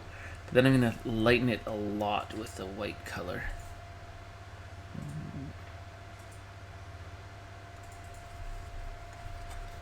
Because I want it to be almost like thinking like it's like a ghostish, right? Because it looks like a ghost. But essentially what I'm going to do is I'm going to put really light colors out towards the face. It's going to make it wispy. That's the plan. Yeah. I'm like I said, I was having some. I'm having frustrations with that non-metallic metal, and I just got to wrap my head around it. So I'm gonna work on something that I know I'll be able to kind of get done well, just because I have a clear sense of in my mind what I want to do with these guys.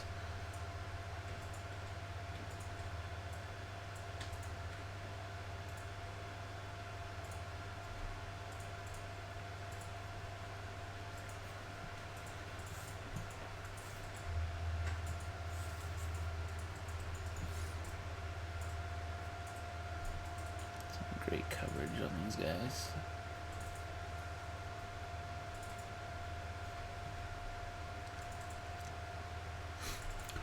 I have you on multi-Twitch with classic Tetris and MTG tournaments going on. Okay, cool. What's multi-Twitch? I guess you're watching other Twitch channels at the same time?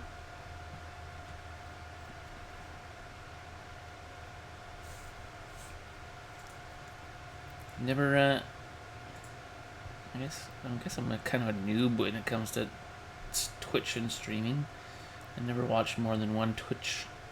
Lets you load multiple Twitch streams in one browser window. Nice. That's cool.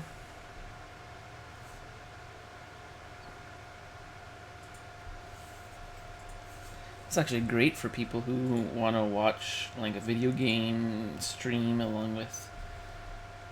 Like it's kind of hard to follow along with two video game streams because you want to be able to visually see it, but you know, like for a talk show like me, you know, I'm just like I'm chatting about what I'm doing, blue blue blue. I'm gonna put this green on here and talk really nice like Bob Ross so that everyone has a chance to paint their miniature. Anyways, but yeah, that's cool.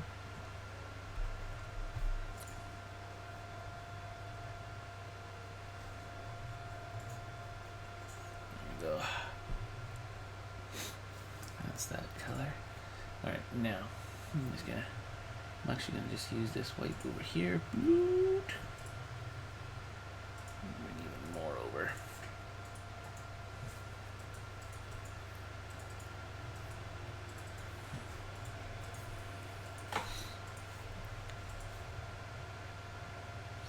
So essentially what I'm doing is I'm just gonna kind of almost like a dry brush, kind of get it so that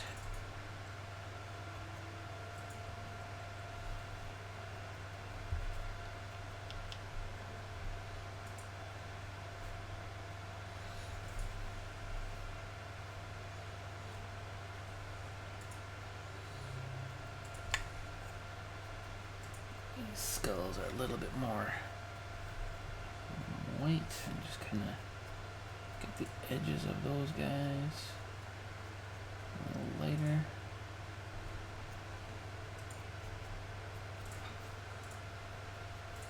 Heck, even go further. Just kind of using a wet brush. Right, so getting that technique of getting that blend happening with a lighter color, but while this color is still wet on there. The idea is just so that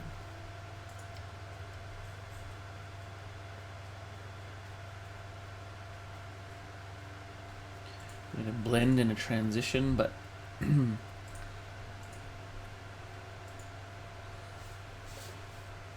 we go. Okay, so it's looking pretty good. All right, so let's take a look at the body. Now, I'm going to do a base coat of this cold flesh. I think this is what I probably should have done first on the last one. This is almost like a blue flesh, that blue-gray tone that I was looking for on the previous one, but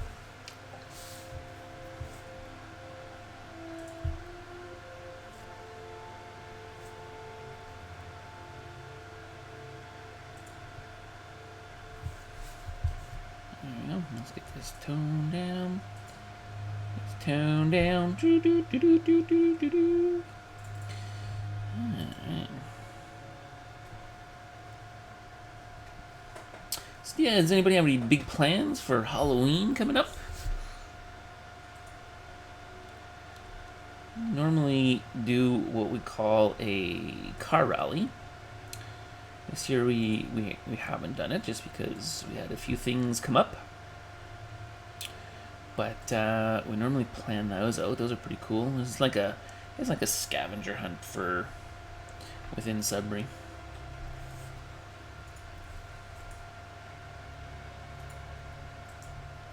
It's really neat. That little wisp on his belly coming out as well.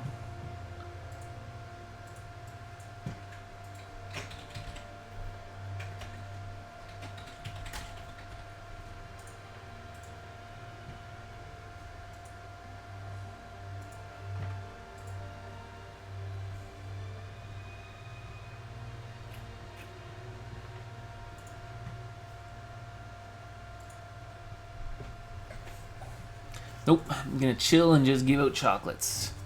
Nice. Do you get many kids on your street? We get like 6 where we are. 6. That's it. Like, that's a high year. That's 6 is like generous. Okay, so this guy looks like he had a pair of overalls on.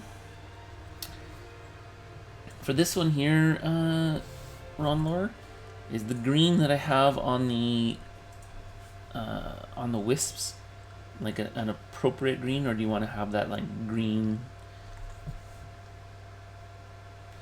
more traditional green? Because if you're okay with those, I'm just gonna make his pants look like blue jeans. Over 20 though, not really, less than 30. That's pretty cool. That's a good number.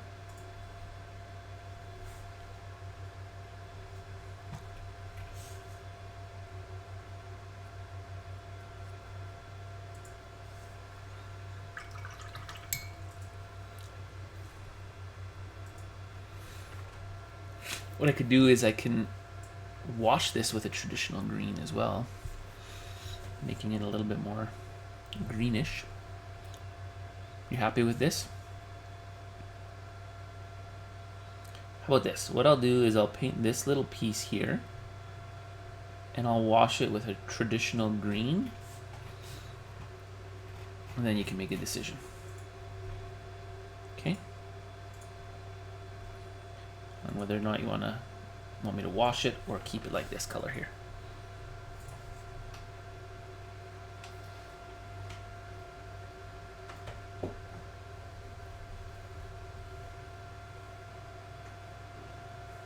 Or if you're certain with this, I'll just continue. Pulling in green wash might work. Okay. So let's do it. So I'm gonna go to my trusty washes. Bloop, bloop, bloop, bloop, bloop.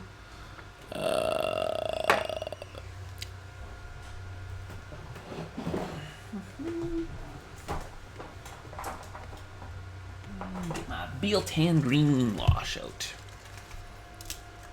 I'm gonna let that part dry first.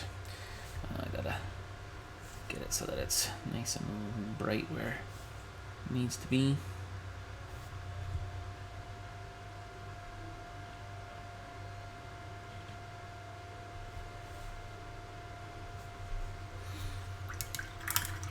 I think either way, I'm gonna make his coveralls like blue jeans.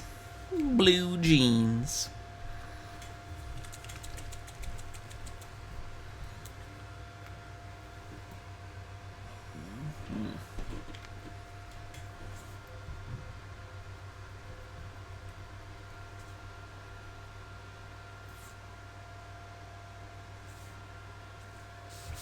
Alright, let's get this down. Let's see where I'm painting.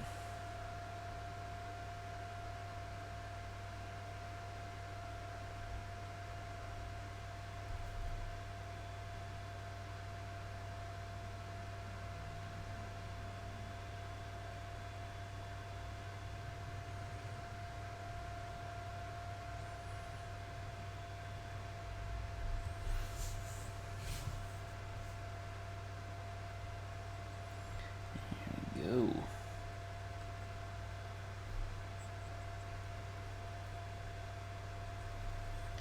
That's a nice blue jean color, base color. Kinda.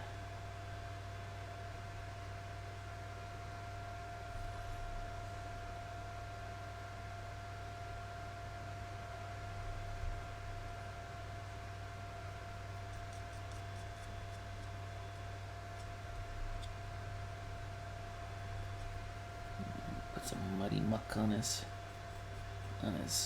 bottom of his pants as well.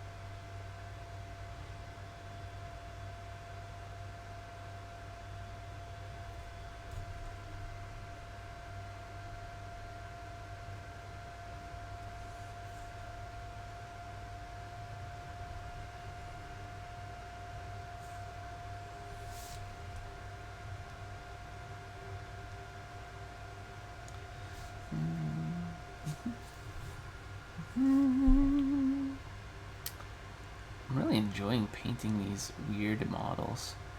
I've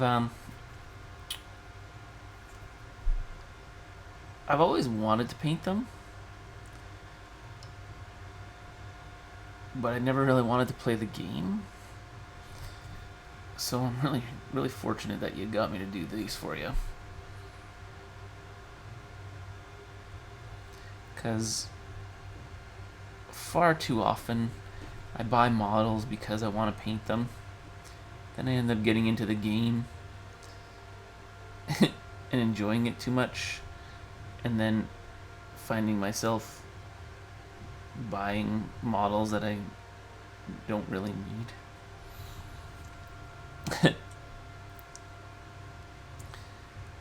It's a win-win situation this way. Get to paint the models that I've always kind of wanted to paint, and don't run the risk of falling in love with the game.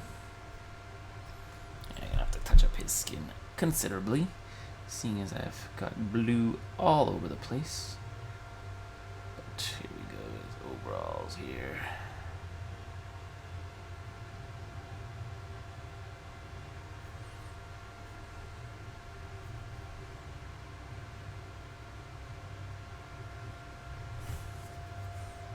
Okay.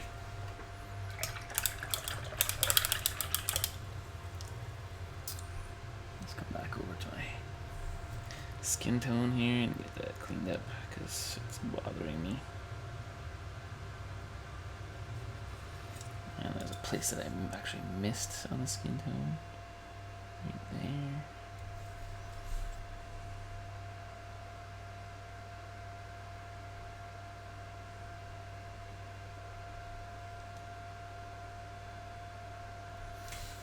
Okay.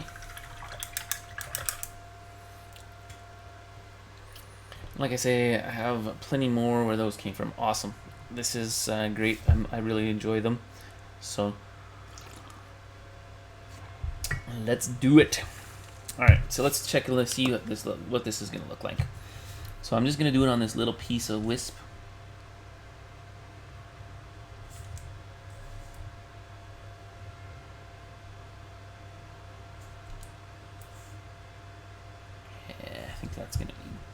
I think that's going to be the ticket, Tyrone.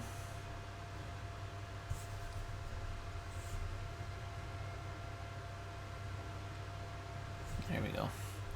So that's what it looks like with a wash on this little wispy part. What do you think?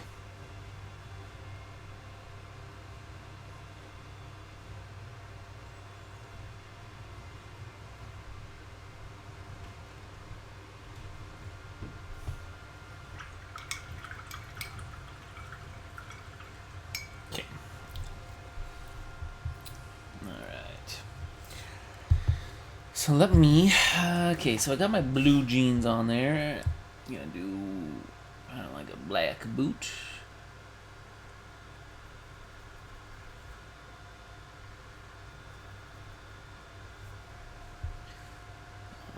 On that black boot there.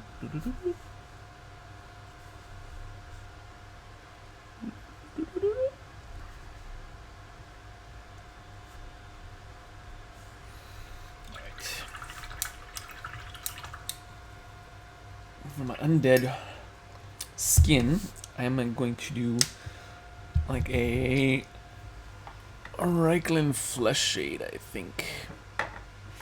Actually, no, I'm gonna do like a skeleton horde. So I got the gray undertone of it, right? I think I'm just gonna do like a skeleton contrast here to kind of get that putridy look on it. So that's what I think I want on his skin. So here I don't think I'll have to. I don't have to change anything. I'll just be able to use this as the. I'll have to do some details up in here. Looks like he's got some skin and stuff coming away from his skull.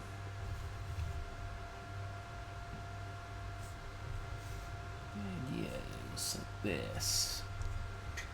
Yeah, no problem.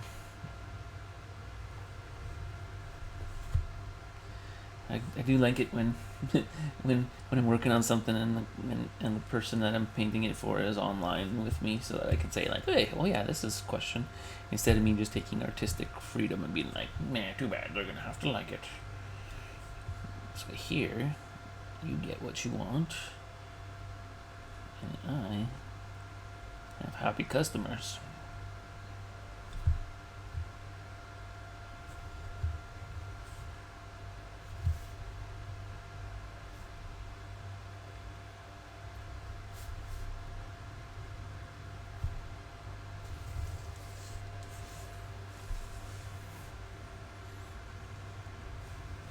Yeah, no, like I say, man, I'm sorry about that.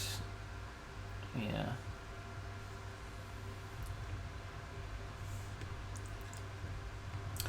A little bit of a sidetrack on my progress of things, so making sure that they're priorities now, so there we go. When that dries, that'll look pretty dang cool, I think. Can kind of see it looks really glossy right now because it's wet, but just wait until it dries. It'll be super cool.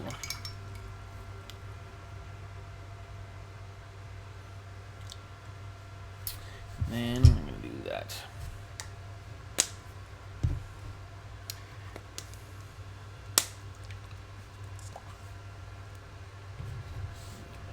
This gray color for the blue jeans because I want it to be like a darker jean.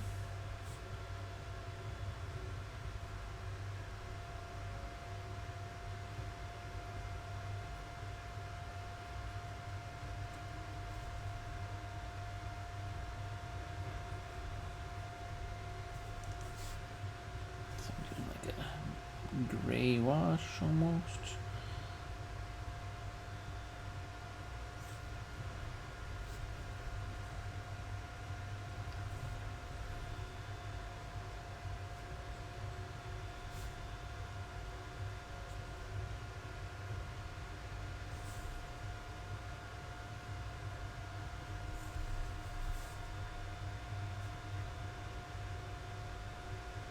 What nights do you guys play Malifaux? Do you have a dedicated night?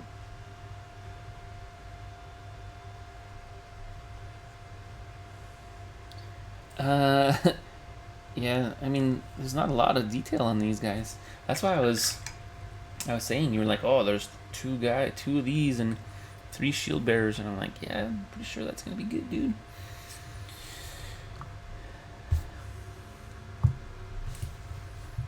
I've been waiting for this crew to be done to start organizing days. Gotcha.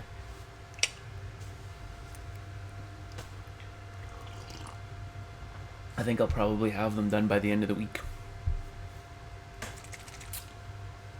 Probably a reasonable expectation. So, painting wise anyways, and then I'll have the bases done next weekend. So probably by Monday next week. That's what I'm thinking.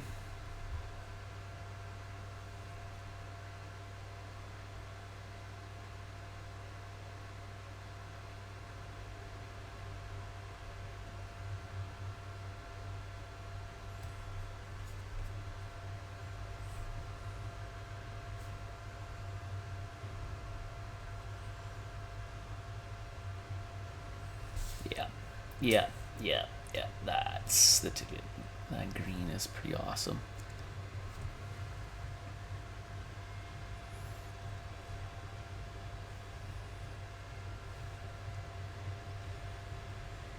Then you'll have more in your hands by the end of the week. Cool.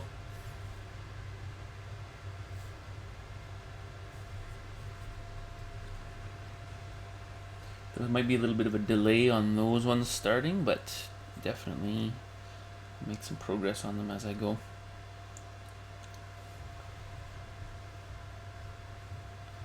Have some have a couple other larger commissions to kind of finish up as well. Army size ones.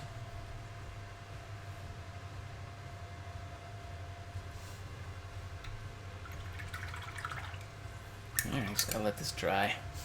It's he's super glossy right now, but I think I'll do a lot of like a little bit of a darker wash around his face, and I might even take some skin tones or reds up in and around his face to kind of make it look like his face is being peeled away. No worries, as long as I have one crew in my hands, I'll be less antsy. That's fair. That's fair.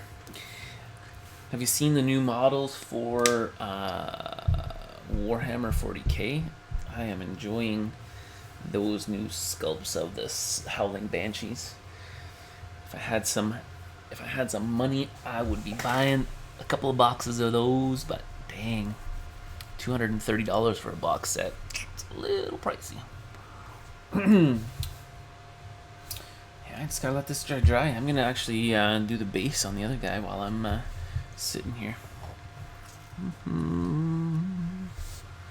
Alright, so I'm not gonna use the Chimera color because that Chimera color is very, very matte. I want a little bit of a semi-gloss on it like the other ones, so I'm just gonna use my Vallejo color here.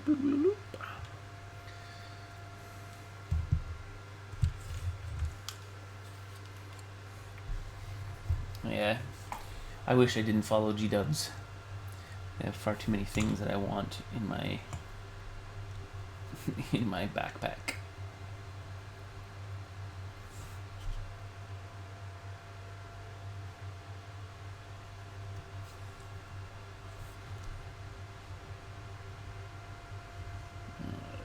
So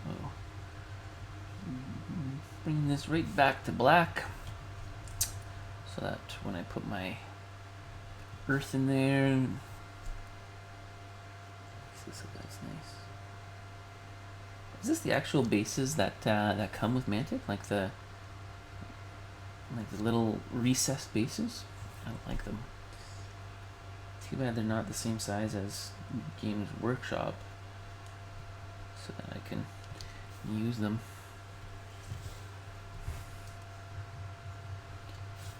Put like water effects in there, that'd be super cool. Something that I'm not sure you said you saw.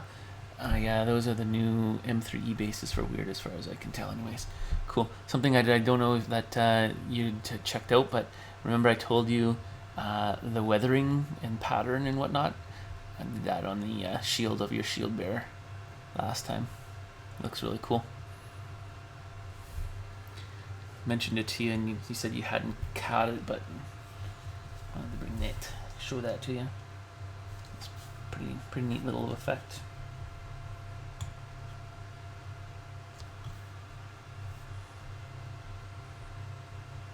Yes, I have those bases are right here. Those are going to be coming back to you as well.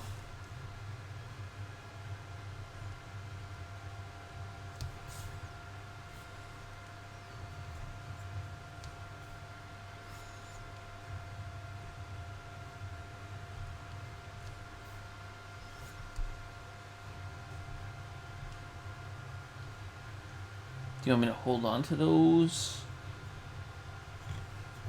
for the next build?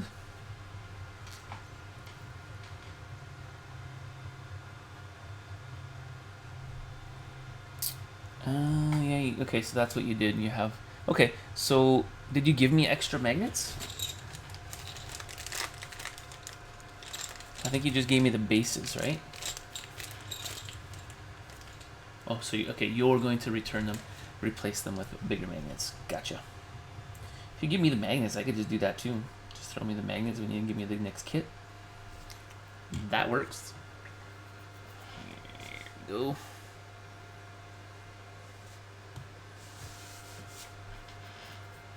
I like his cloak. That cloak turned out really well.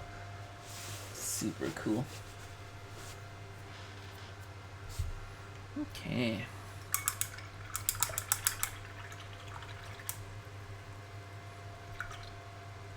What else can I work on here? I keep looking at Joan of Arc, and I want to do things, but I don't want to do things, but I do.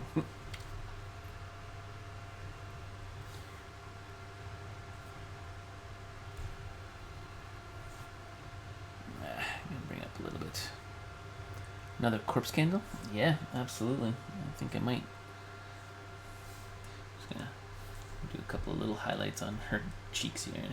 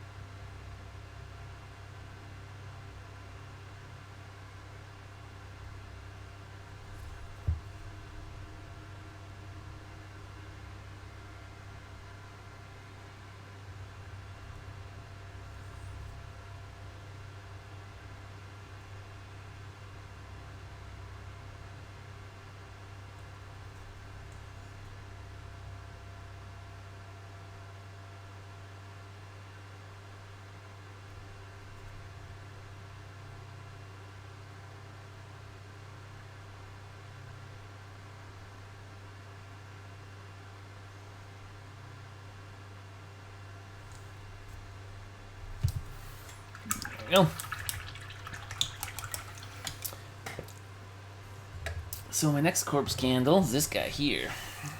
Might as well, I still have the colors on here, right? So I'm gonna bring these same colors in.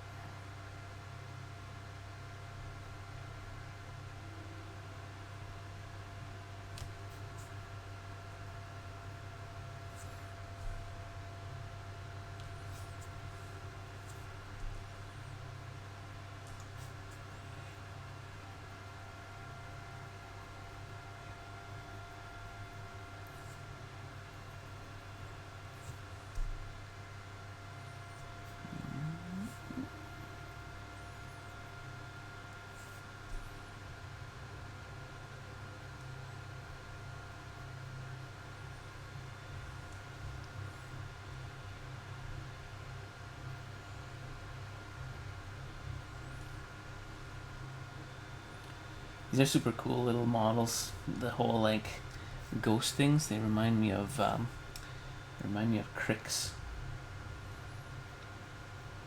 I used to play in War Machine Hordes.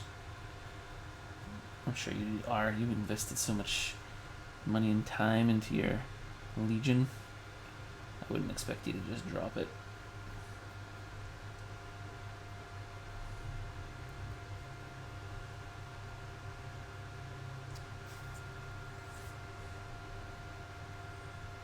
Also, have you been playing much Magic? You still doing the podcast? Oh, cool.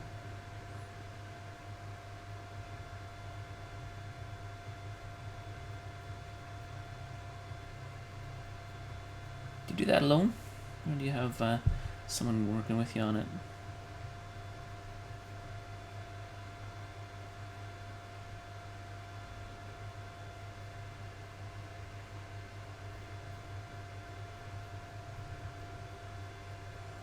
How frequently do you post on your podcast?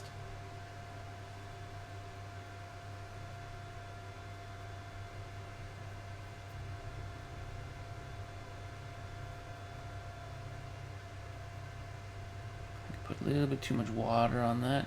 It's kind of separating a little bit, but that's okay. Okay, this guy here looks like he's freshly.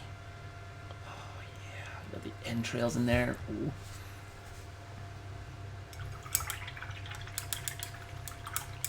Two co-hosts and a guest. Nice.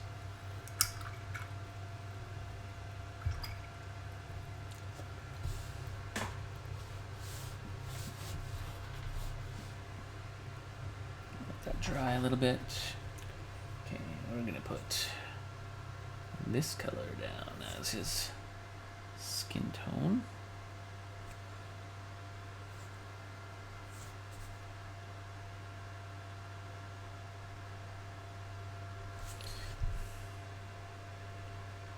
one's kind of tough. I left it off the base because I wanted to be able to paint the back and like his feet that are like right up under him.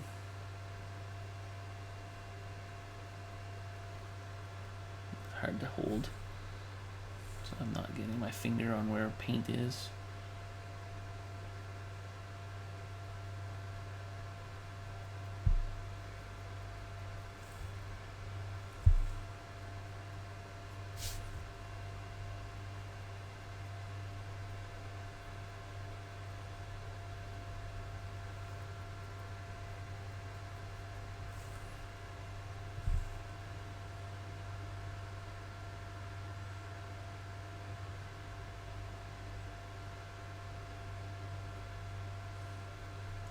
Got just a trick for this guy's open chest cavity too.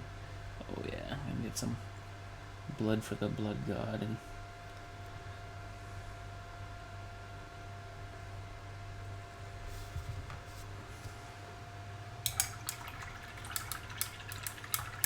usually once every couple weeks.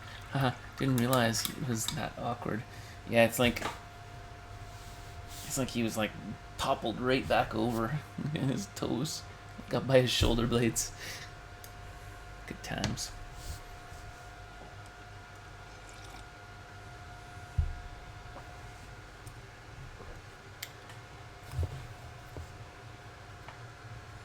Okay, something to kind of help out up here as well. So this was kind of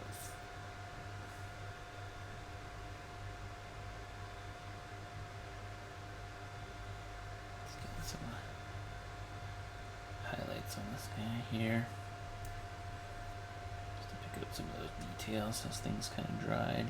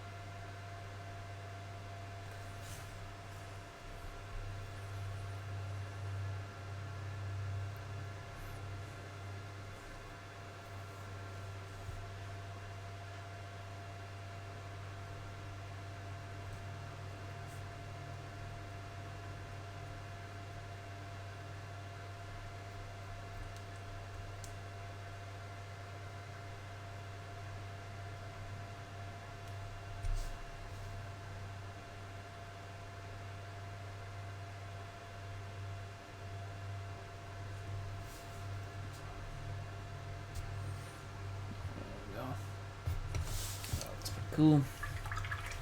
Right. This guy now. Come in and get this white. Kinda.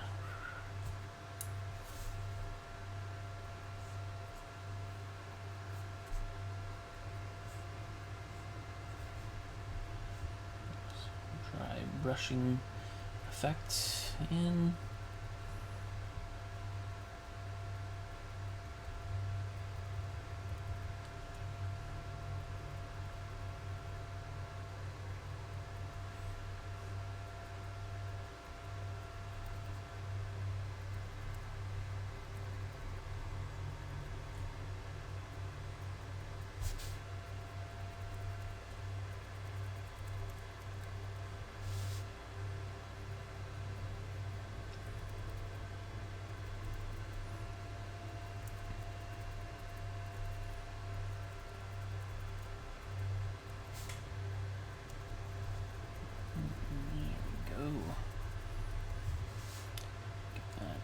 That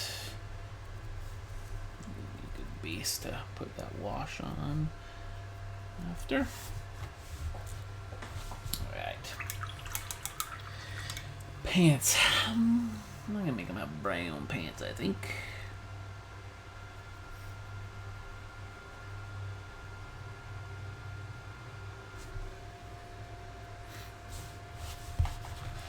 Makes sense.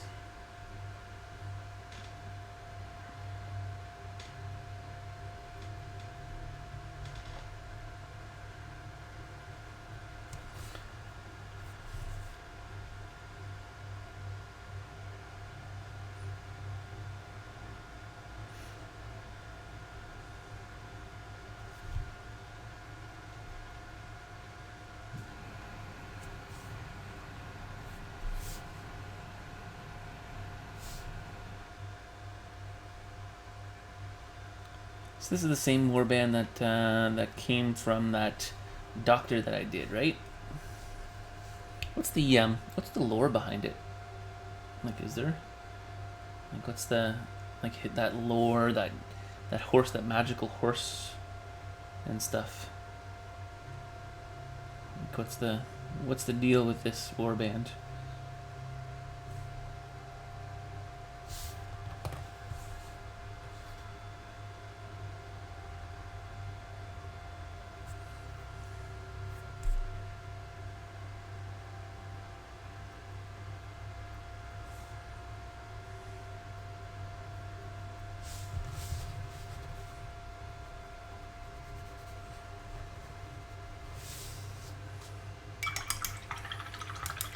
You find the Reva stuff. Well, they're unrelated to the dock. Okay, the dock, I guess, was a different band missing.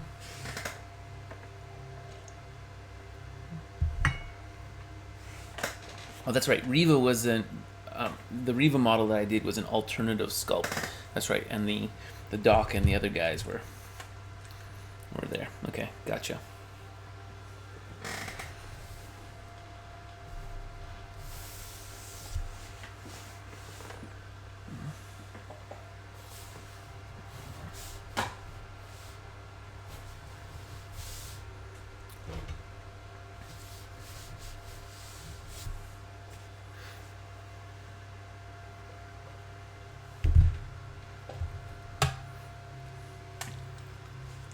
Reva stuff. Yeah, they are resurrectionists. Just different keywords for hiring. Okay, cool.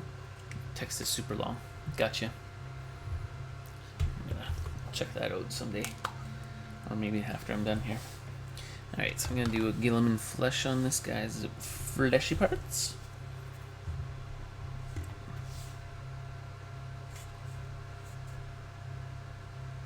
I'm gonna get right into where the bones are as well.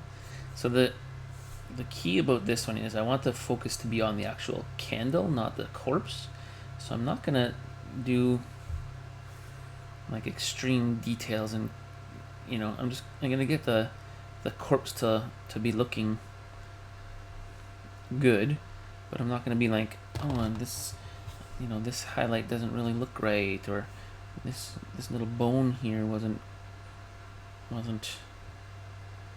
properly highlighted.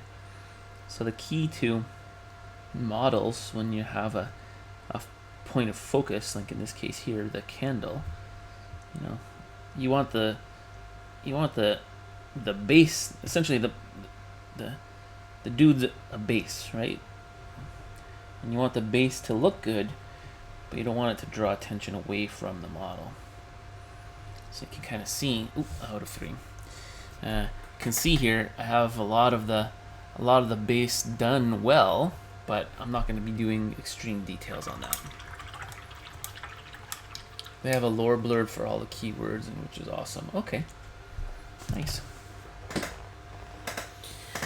All right, that's there. Time to look for my special stuff here. All right. Bear with me and go drawer dive in here. Nice. Special stuff in here. I know it's in here. Blood for the blood god.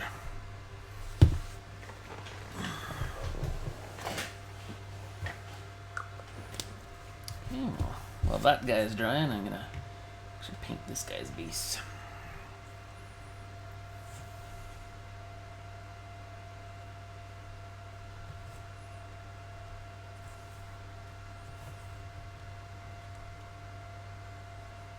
I might actually have these done for you earlier than the end of the week. Probably just gonna continue on. What do I have? I have 2 more shield guys after this, eh? I think I'm just gonna go ahead and do those today.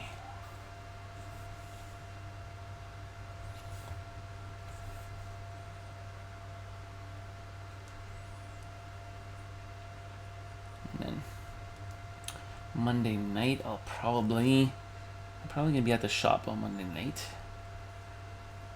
But Tuesday night, I'll probably finish them up. So I'll be around I'll be done them by Tuesday night with the bases. So how about maybe a Wednesday or Thursday pickup?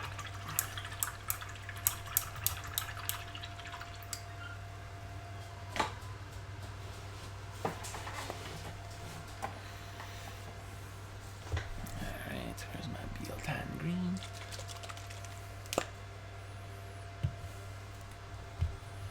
Alright, let's get this guy washed here.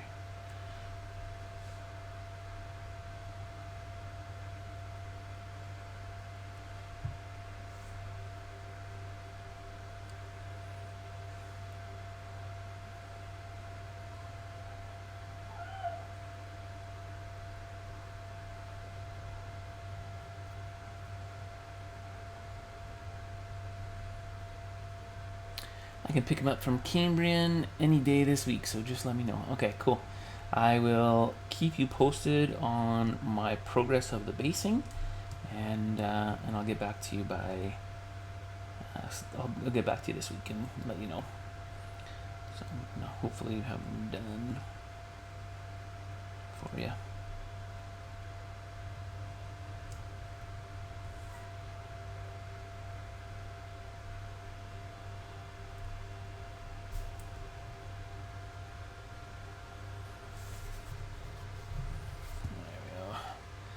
Yeah, it looks pretty cool. Again, super glossy right now, but just because it's wet, but yeah, it's gonna be neat. And then I'm gonna do something pretty neat down here. So I want to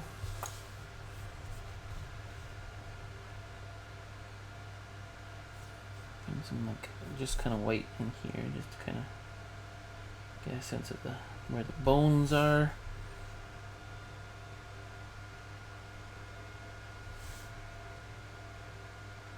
And when that dries, I'm gonna put that blood for the blood god in.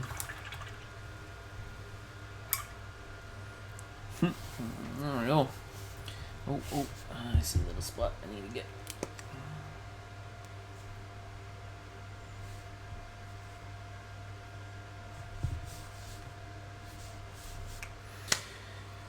Awesome.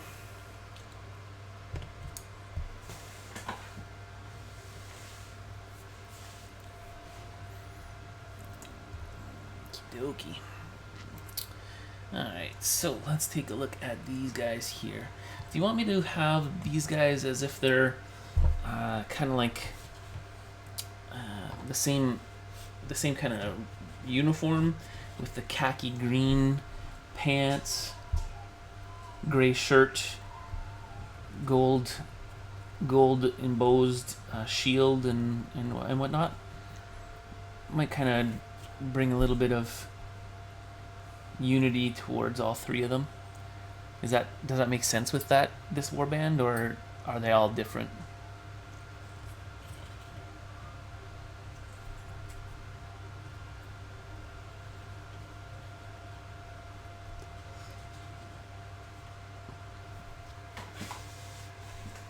That works? Okay, cool. So what did I do? I did a gray shirt, green pants, black boots.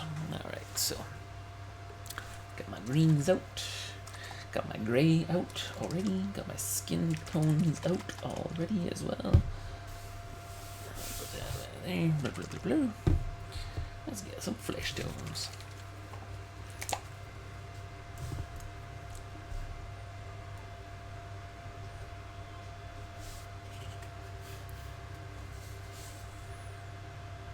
these guys are pretty cool.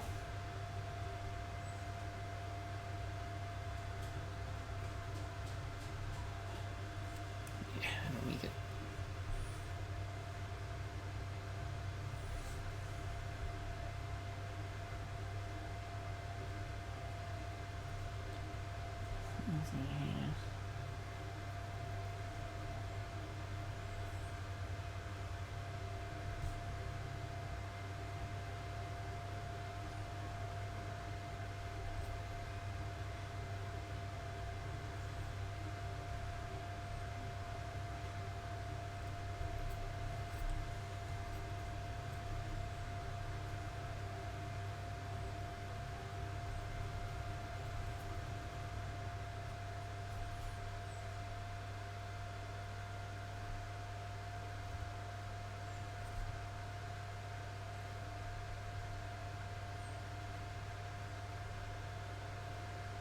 Does Josh play weird sculpts are surprisingly excellent. The only downside is assembly right now. Yeah, assembly is a fucking horror.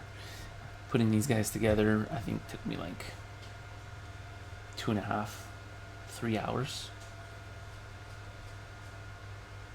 I'm normally pretty quick at assembly. Josh Robertson, does he play weird with you guys, like the Mantic stuff? I know that him and Jer and Pete are good friends, but I'm not sure if he's like into the community aspect of anything. He's a prof at Cambridge College. You don't think so, eh? Okay. I know that he does like Dungeons and Dragons group with Jer, and I mean I know Josh from the college, but he's an animation prof. Super talented, super cool. He's actually sculpted 3D sculpted his some of his monsters for his campaign and has actually printed them, 3D printed them. I was able to see them. They're pretty dang cool. Yep. Okay, so that's that. Get that green in. Yeah, I wish I had a 3D printer to be able to kind of play with. It is a little pricey. I can't justify paying even like $200 to $300 for those little cheapo ones. Like, I just can't justify it, you know? I'd much rather, I think, if I find some, like, there's been some really cool companies start up that actually print models from whatchamacallit, from like 3D like Kickstarters and stuff. Sneak Attack Prints is one of them. They have some gorgeous models that I'm just like, oh my god, I need to get some of those. Alright.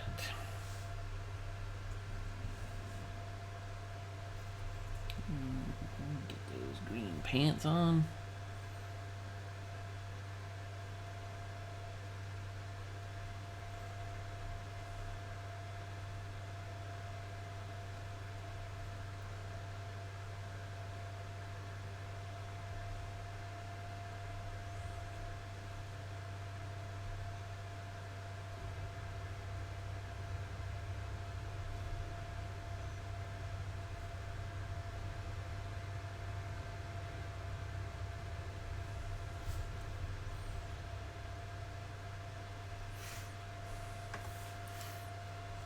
They do. The accuracy of it is not great, and you have to stay there and wait for your 3D print to happen.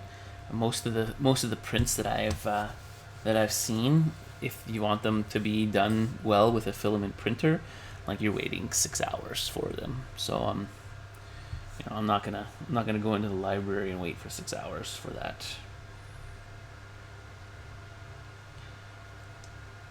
I think in a couple of years the resin printers will be very, very reasonably priced.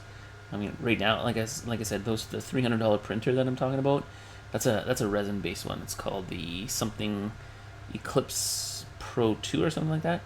I keep on looking at them and dreaming and, you know, saying, oh, I'm going to get one, I'm going to get one. But, you know, I can't ever justify it. But apparently they're, you know, coming down in price and they're becoming more and more reasonable.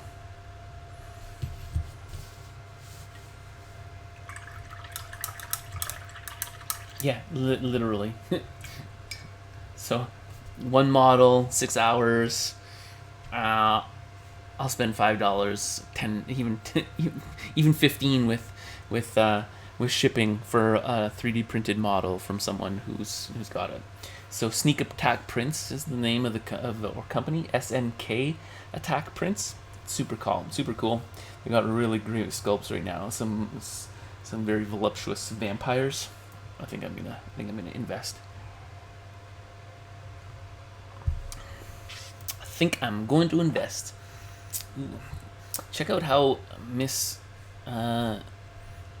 She's not looking so pink anymore either. I think that this transition is coming along really well. I'm gonna put another couple little layers of the thinner, of the flesh tone. Make it look like she's not so pink.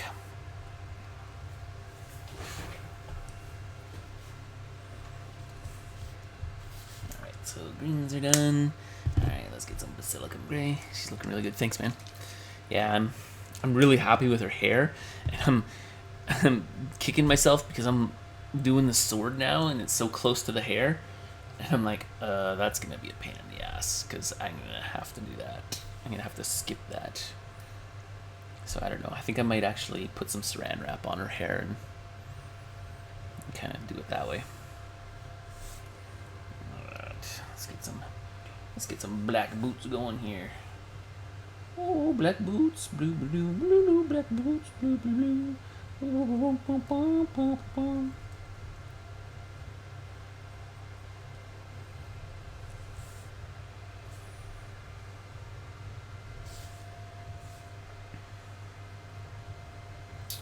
So I have gotten myself a bunch of older Magic cards. Not like super old, not like back to revised or anything like that. Although there are some revised cards in. But, yeah, I have like Mirrodin and Darksteel and stuff like that. And they're almost like, they're like sets that are missing like 5 to 10 cards. And I think I'm just gonna like dismantle the binders and make a couple of EDH decks with them. So I got my vampires and I got Mirren, but I think I'll probably do that. I don't think I'll ever draft again. Well, I think it depends on the people that I'm doing things with, but you know, drafting and standard, definitely not my thing. EDH is, I think, the only way that I'm going to ever play Magic again. So I have this like stockpile of cards that, you know, as I was collecting, I have all of these cards to go through, and I don't even know what to do with them. Is there any market for like commons and uncommons? My gray now. So this is, where's my gray? Shadow gray. I got Clark to fund my pre-release for Eldraine. Nice. So he did the pre-release, but he kept the cards.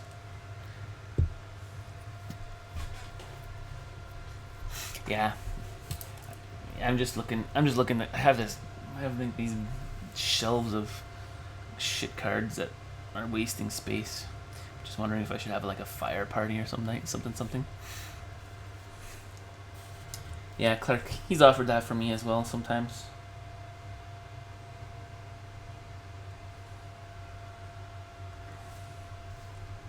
He just wants to play, and, you know. I don't think he likes it over at Link's playing the drafts or the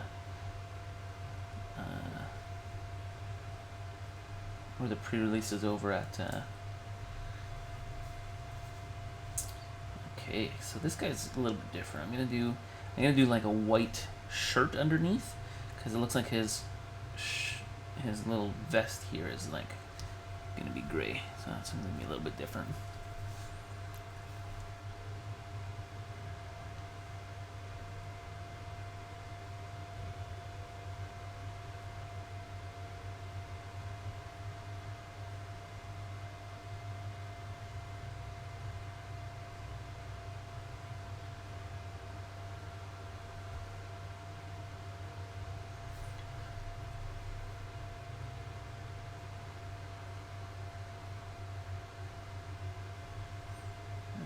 The belts are going to be brown.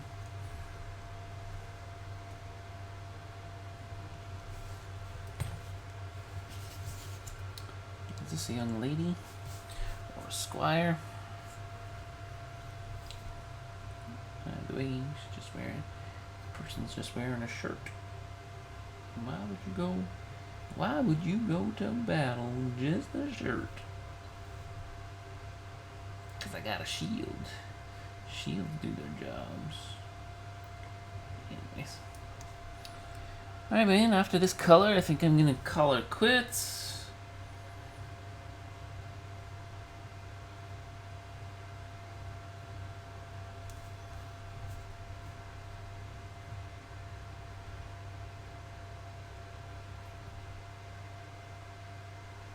Coming on 3 p.m. Gotta get me out and about, do a little bit of exercise, probably get a little bit of walk in with my puppy dog. Go get some groceries. Oh, out of that. Go get some groceries for dinner. Thanks for sticking around and chatting, Ron Lore. Much appreciated. For those of you who are here, thank you so much. Thank you very much for my last follower, Outdoor Corey. He's got some following skills. I will be streaming on Tuesday this week. I'll be doing a 1-hour painting challenge. I'm probably going to do a 1-hour challenge on one of my new models that I have. I've got some alternative Dark Eldar models that I'll be putting together, and I'll probably be doing that. Awesome. Thank you so much, Ron Lore. I enjoy having you around, so I am going to call that a day. Again, thanks again for sticking around watching. Yeah, the progress that I've been making on these guys, more than have enough. Actually, you know what? Before you go, see you on Tuesday, and I'm gonna do my last little thing because this guy's done. I'm gonna finish this guy off with this pièce de résistance, the gore of gore.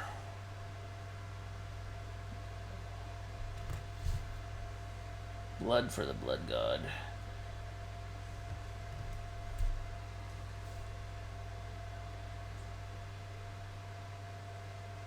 Trails out. Kind of see the blood, the gore. Yeah, there we go. That looks awesome. Absolutely, man. I'll snap photos as they're finished, and for my site and for you as well. So awesome. Thanks again. Have yourselves a great week. See you on Tuesday. Enjoy the rest of your weekend. This is Brush Jockey, OJ, your Brush Jockey, signing out.